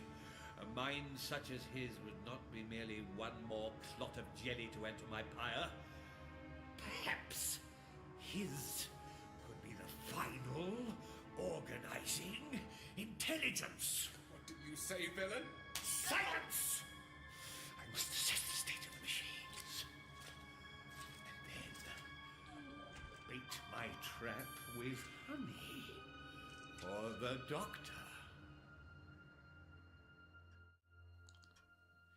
There, you can just see the remains of the circuitry. And this is how Valentine captures these people? Apparently. Doctor, I am at a loss to understand. The playing card acts as some kind of beacon. Attracting the spirits? They're not spirits, Samuel. They're the collective unconsciousness of the men Valentine kidnapped. I see. No, I do not see. Well, Valentine's using their minds to reach out and attack others. The playing card he gives to everyone he gambles with has a kind of beacon inside. It draws those things we saw outside, like wasps to a jam jar. I think each card carries the intended victim's biodata. As soon as they touch the card, the information must be absorbed and downloaded. You mean by their mere touch, they are bound to him? Yes, which is why Valentine always wears gloves. Oh, this runs deeper than we feared, my friend. But, Doctor, what of Edmund Carteret, whom we saw attacked out there in the street? I suspect his heart gave out through sheer terror, rendering him useless to Valentine's cause. What is his cause, Doctor? What could the fiend be about? Well, that's something we have to find out. First, though... What have you there? Another playing card? Why, it's the one you prized from the hand of the dead man. The same. I just want to try a little experiment. Hold the card, would you, Samuel? Here, take this handkerchief. Now, if I can set up a neutralizing wave with this little gadget... Oh, it's getting hot, Doctor. Just keep hold of it. It's turning blue. Yes, I'm erasing Edmund Carteret's bioprint from the circuitry. Ah, there we are. Good as new. Now give it back to me, Samuel. Careful, don't touch it without the handkerchief. I'll just keep this wrapped up. There. Safe and sound inside Wisdom's. You never know when it might come in handy. Hannah! Oh, sir! Sir! Quick! She's fainted. So, here is the tiger's lair, eh, Master Tello? Yes, looks like it. An ordinary enough house for one who consorts with demons. Well, he's hardly going to advertise it, is he? There's something odd about the atmosphere. Can't you feel it? A charge, right before a thunderstorm. There, look you. The attic room is aglow. That's where we're going. Come on. But where have you been, Hannah? We searched all through the house. Do here, drink this. I was hiding, sir. I heard the phantoms coming and was afraid for my very soul. Really? Why, sir? Do you doubt me? Doctor? It's just that your boots tell a different story. What is this? Were you really hiding? Or were you very gallantly rescuing me? The horseman? Alias Major Billy Lovemore. Most wanted man in London. Well, you have me there. I forgot about the boots. The one part of demure little Hannah that I've not put back on. What is the meaning of this? Samuel, I think we've all rather underestimated your maid. I do not follow. I'm afraid all the time we've been worrying about sheltering her from this dangerous business, she's been living a double life. By day, my housekeeper. And by night, marauding the highways, swashing her buckle and knocking heads together. Domestic violence, you might say. Hannah, what is he saying? It's true, Dr. Holywell. Every word. I'm the fella they've all been after, and I've run 'em ragged from Temple Bar to Cripplegate. You have disguised yourself as this footpad? For what purpose? Because I could. Because all that is expected of my sex is demureness, or silliness, or a life of slavery in the kitchens, but I've showed them. Showed all those curs like Ned Cotton, who thought they had me just where they wanted me. Isn't there a little more to it than that? You showed very little surprise when I told you I had a homing device in my pocket. I imagine such things are common on your world, just like the device you use to disguise your voice. On her world? The man we seek is Carthok of Daedalus. What are you saying? He is the worst of men, a killer, a monster. But that scarcely does justice to the magnitude of his crimes. He is deranged, a black-hearted psychopath, but he is clever. He escaped execution, and for years we have scoured the galaxies in search of him. Some time ago, we picked up a faint trace of his bioprint from this planet. And you were sent to find him? No, not sent. I chose to come. I hired a privateer to bring me to Earth. Why are you so concerned that he's captured? Because, Doctor, amongst the dozens he has slaughtered were my mother and father. I swore I would avenge them, and now my chance has finally arrived. Am I to understand, then, that my little Hannah is not merely a highwayman, but a being from another world? I'm sorry to have so misled you, Samuel. When I arrived on Earth, I became Hannah Fry in order to observe discreetly and find my enemy. And then you became Lovemore. Because he could go places no mere woman could on this backwards planet. Oh yes, the mage has been very useful to me. Well, now that's all sorted, I suggest we get on. If Valentine's our man, let's beard him in his den. But where is he? Hang on a minute. Where's Turlo? Quickly, Jasper. Nearly. There. Well done. Now, let's get inside. I'm not in shape for this activity, my friend. Come on. I want to find out what's going on here. Because whatever it is, I have a feeling it's distinctly out of place in the year 1702. What is this place? Stench as of rotting flesh. You may be close to the truth, Jasper. Look at the walls, red, livid, like raw meat. I must give this fellow Valentine the name of my decorator. Ah, the stairs. Come along, Jasper. Follow me. Up there, a door. Do you see it?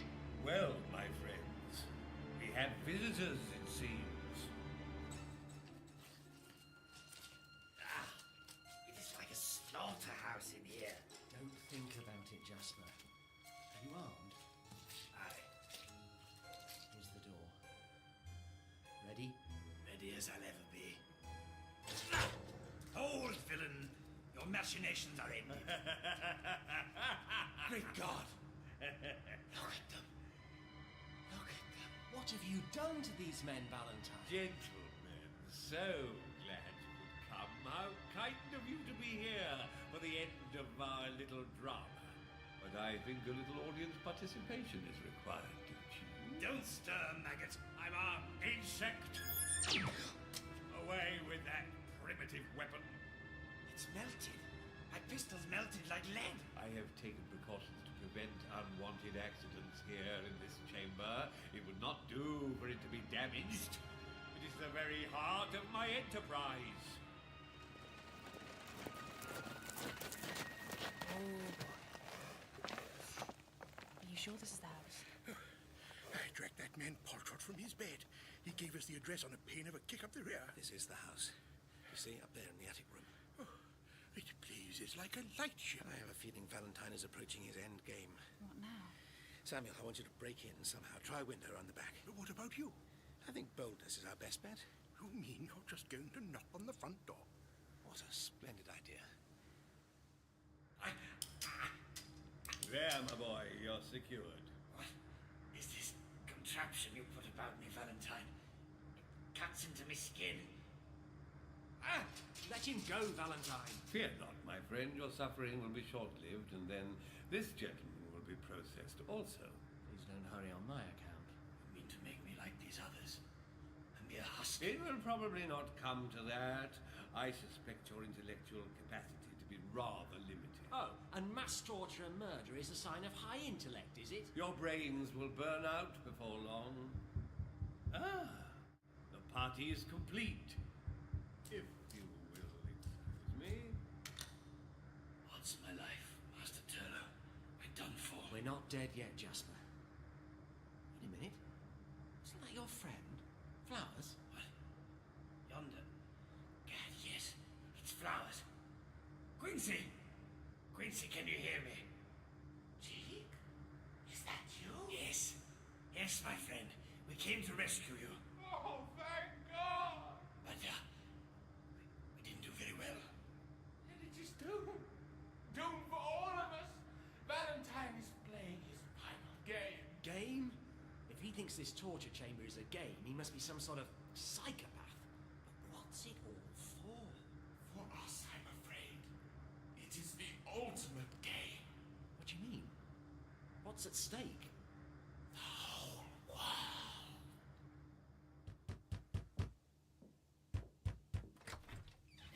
Hello. I've come to read the meter. Doctor, what an entirely expected pleasure. But you were expecting me a little earlier, weren't you? Come in, you and your charming friend. As you can see, Miss Fry here is armed. It would be most unwise of you to try anything. The very idea. Keep him covered, Hannah. Yes, Doctor. That's quite a light show you've got going on upstairs. Must cost a fortune. It costs some a fortune. Oh, I'm sure. They pay with their reason, with their lives. You're very well informed. Oh, yes. I know all about you. You know nothing about me. Really? Carthok of Deolidus. It's been a long time since I've heard that name. Oh, if you only knew how long. The endless empty years. Waiting. Waiting for what? To escape the narrow confines of this world. To split asunder the coffin of my existence and once more tread among the stars. That's a very pretty speech. My home is many light years from this little blue world, but I've blended in rather well, don't you think? Who would know that Sir Nicholas Valentine, who has the ear of the crowned heads of Europe, was once Carthok, slaughterer of the unworthy? I would. What say you, girl? Slaughterer of the unworthy. How come you to know me? I came here to find you, monster, and to put an end to your wretched life. I am armed. So you are, my dear. Tell me, is this a personal mission? Or is it my reputation you envy? You murdered my parents. You unspeakable fiend. Did I? How remiss of me. I suppose a formal apology wouldn't do any good? All right, Valentine. Show me your ship. It's time I put an end to your amusements. Move. I think the rope's loosening, Jasper. Yeah. This device cuts into my head like cheese wire. Then keep still and look to your friend Flowers. He don't look so hot. Keep him talking. Flowers, you rogue. Are you still with us? I'm done for, my friend. Never.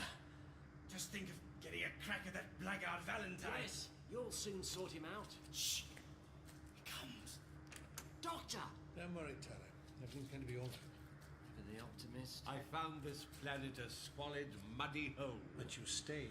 I had no choice. My ship was almost destroyed in my haste to escape. As you can see, it is biomechanical. I knew it would take time to regenerate its fabric. Great God, Doctor! Free us! Free us from this chamber of the damned! Yes, would that be too much to ask? Hannah, would you mind? Of course, Doctor. Thank you, Hannah. And how precisely have you been regenerating the fabric of your ship, Valentine? Like the cells of a gigantic brain. Precisely. I kept my ship alive, repairing itself little by little. And emerging occasionally over 30 years? Always I was able to inveigle my way into society, to make the contacts I needed to find the stimulus my ship requires. Stimulus? Oh, I see. It's disgusting. The liveliest, keenest minds available. Through my gaming, I found it easy to procure the men I needed, those whose minds could withstand the strain involved in bringing my ship back from the grave. The game is over, Valentine. Shut down the systems. I will make you pay for the innocents you slaughtered on our world. And those whose poor lives were extinguished here, they shall have their revenge. I am taking you back to Deolidus.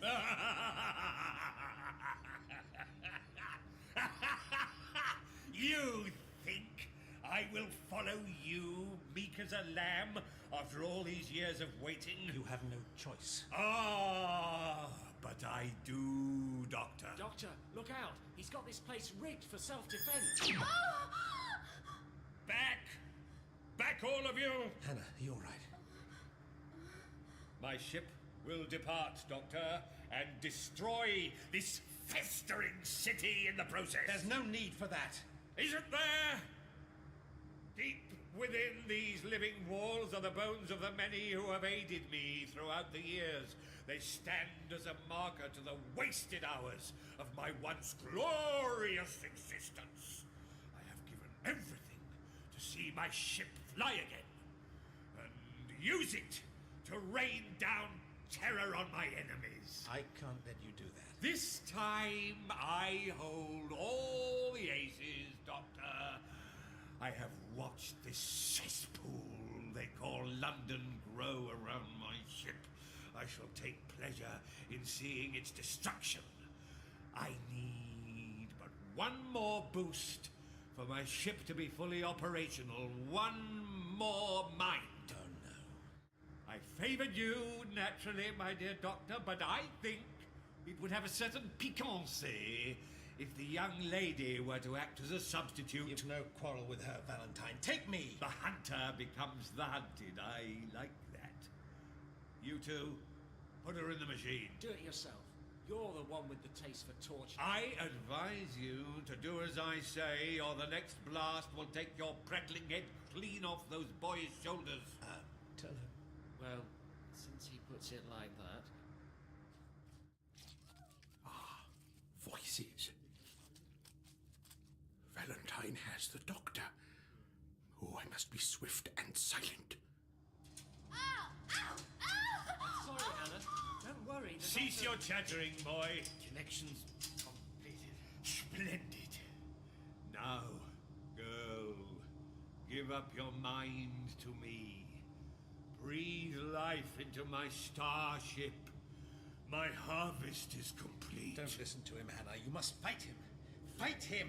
Doctor, I cannot bear this pain. Fight him, Hannah! Think what he did to your family, your people. You came here to find him. You must defeat him. Beginning final sequence. Valentine, this is senseless. She will submit, Doctor. I will possess her mind. She will sound the clarion call of my revenge. No! Get away from her, you cur! You're too late. The game is over. No, not quite. Doctor, we have to get her out of there. I know. There's something I have that will give you unimaginable power. I offer it in exchange for the girl's life. Oh, no. I have no time for trickery. You must get the Wisdons away from here. What? The Wisdons, at least get that away from here. Destroy the Wisdons' almanac. Its power is incalculable. What gabbling is this? Have you lost your reason, Doctor? The Wisdons? What do you mean? I think I know. Hang on, Doctor. Get back! Now, Doctor. Yes? This object of which you speak... I told you, in exchange for the girl's life. Now let her go. You think to defy me? I shall have the coat from your back. What relics are these? Red ball? String? Where is this power of which you boast? No. Put it down, I implore you. Wisdom's Almanac? Why, it's a mere book. How could you hope to fool me with... What is this? The card. It is Carteret's playing card. Yes, and you've touched it, Valentine. You've touched it with your bare hands. Now it's downloading your biodata. What is that to me? Prepare for departure. It means a great deal to you, Valentine. You've made yourself vulnerable at last. Vulnerable! Vulnerable to what? To these lifeless husks? Their work is done. I don't think so. Turlo, get Flowers and Hannah out of there. You would not dare defy me. Come on, Hannah. No. Leave me. These poor wretches have not the strength. Don't be stupid, you must... No, Hannah, I can't allow this. Please, this is not your quarrel. I came here seeking vengeance, and I shall have it at last. No, wait. Listen to me. All of you. All of you who've labored here for Valentine. You have his biodata. Just like the others, pursue him. Seek him out. What is she doing? Turning his own torture chamber against him. Feel his being within your minds. Feel it. No! Revenge yourselves upon him. The architect of your pain. No, no! Doctor, we've got to do something. Hannah! Now! Attack! Attack Valentine! Let your hate flow through! No!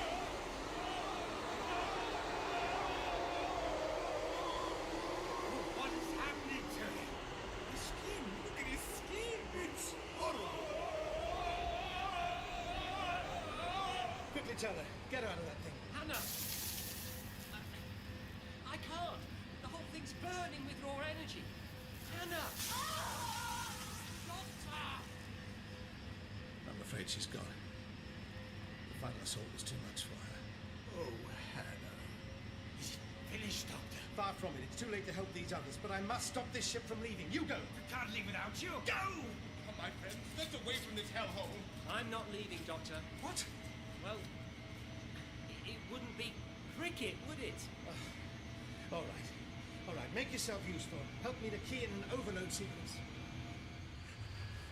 What is the Doctor fellow? There he is. We must wait for him. And Master Turlo. Wait! Here they are! Down! Down! Get down!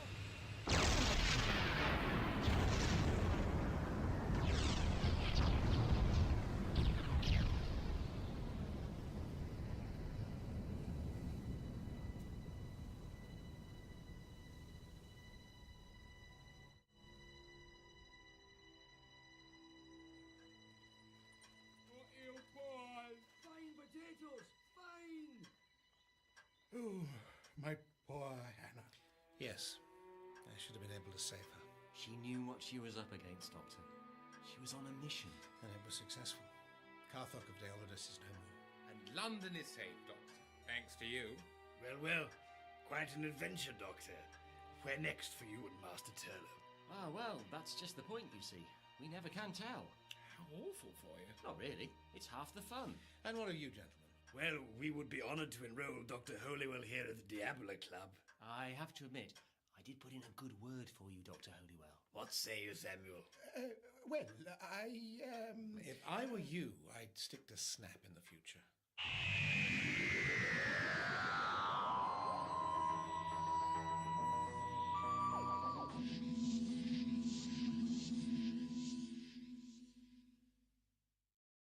And now it's the welcome return of Colin Baker in Doctor Who.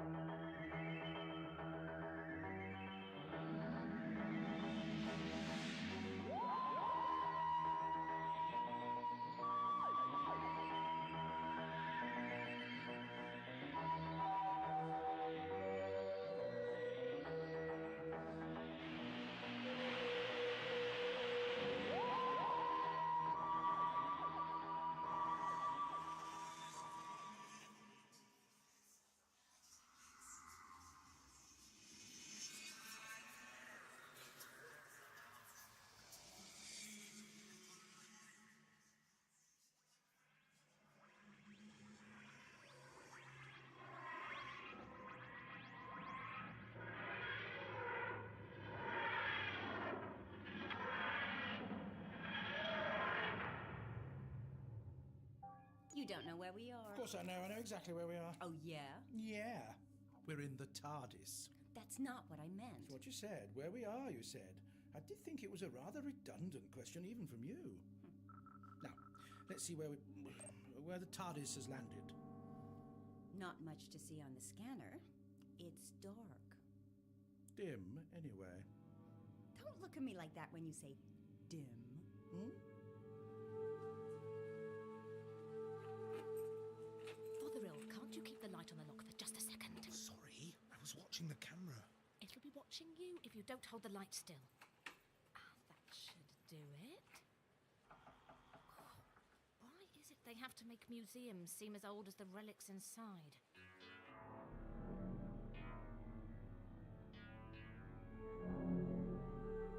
Like still standing pieces at the checkmate moment, we sigh with thanks and disappointment, both, that the game is ended. And in that fragile, candle flame brief instant, our aspirations, hopes, and dreams of empire die with a drifting smoke. Vistine Crane. Outgoing President Carlos Bilton described Crane as... Off. The greatest actor of the modern age, such perfect pitch and inflection. Listen to the way he emphasizes the chess motif. Yes, it's perfect, isn't it, Curator Ganton? Well, almost perfect, Mr. Napton. Almost perfect. Almost. Oh, you play a sentence beginning, and in that fragile. And in that fragile, candle flame brief instant, our aspirations, hopes, and dreams of empire die with a drifting smoke. You notice that he elides flame brief rather than candle flame. You think you could do better? Oh, no. No. No, not for a moment. Did you ever see him... I'm sorry. Oh, don't worry. Did you? Oh, he shunned the visual media. Well, you probably know that. No video, no celluloid. Only a few photos. Do you think he would have become president? Oh, I don't know who would have beaten him. I'm not sure who we have left in the election worth voting for. Beth Purnell? Well, we are fortunate to have Crane's own personal recordings, especially with the tribute broadcast starting so soon. Everything that Crane recorded is now linked into the archives, catalogued and preserved, integrated into the main database. A proud moment for you, as curator. Indeed. The Museum of Oral Antiquities is enriched by the addition, just as the world is poorer at the reason for it. It will help your researches into Crane as well. This sound suite of Crane's will be useful too, for my research. It's very like the standard editing suites you have in the sound galleries, except in green. I'm sorry, I don't suppose you've ever seen... Oh, I know about colour. There are shades of sound as well as light. It is an emphasis, a nuance, inflection. Run that sentence again, but raise the pitch by 20%. And in that fragile, candle flame brief instant, our aspirations, hopes, and dreams of empire die with a drifting smoke. All right, you've made your point. You didn't need to make the greatest actor of all time sound like a petulant child. Just a demonstration. I'm sorry. No, I'm sorry, curator.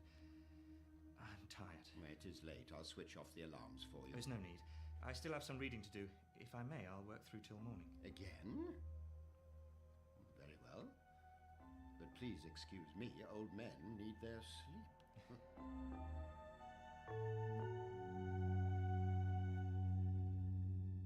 It's a dim and dusty corridor, Doctor. Can't we just leave?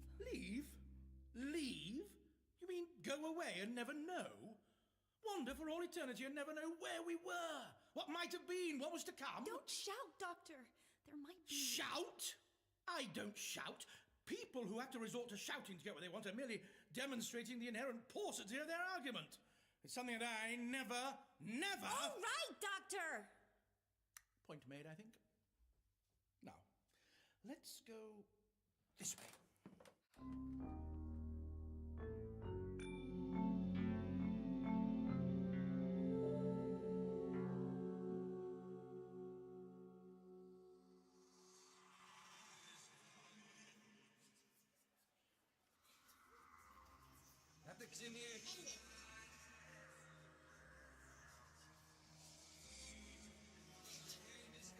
The game is ended.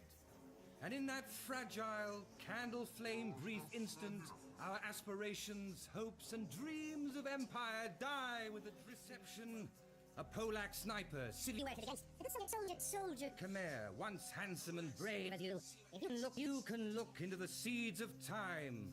My fair weather friends, I greet you from the grave, from within the hardest of hearts. Together, we can make this country a better place fit, a country we can all be rightly proud to call our own.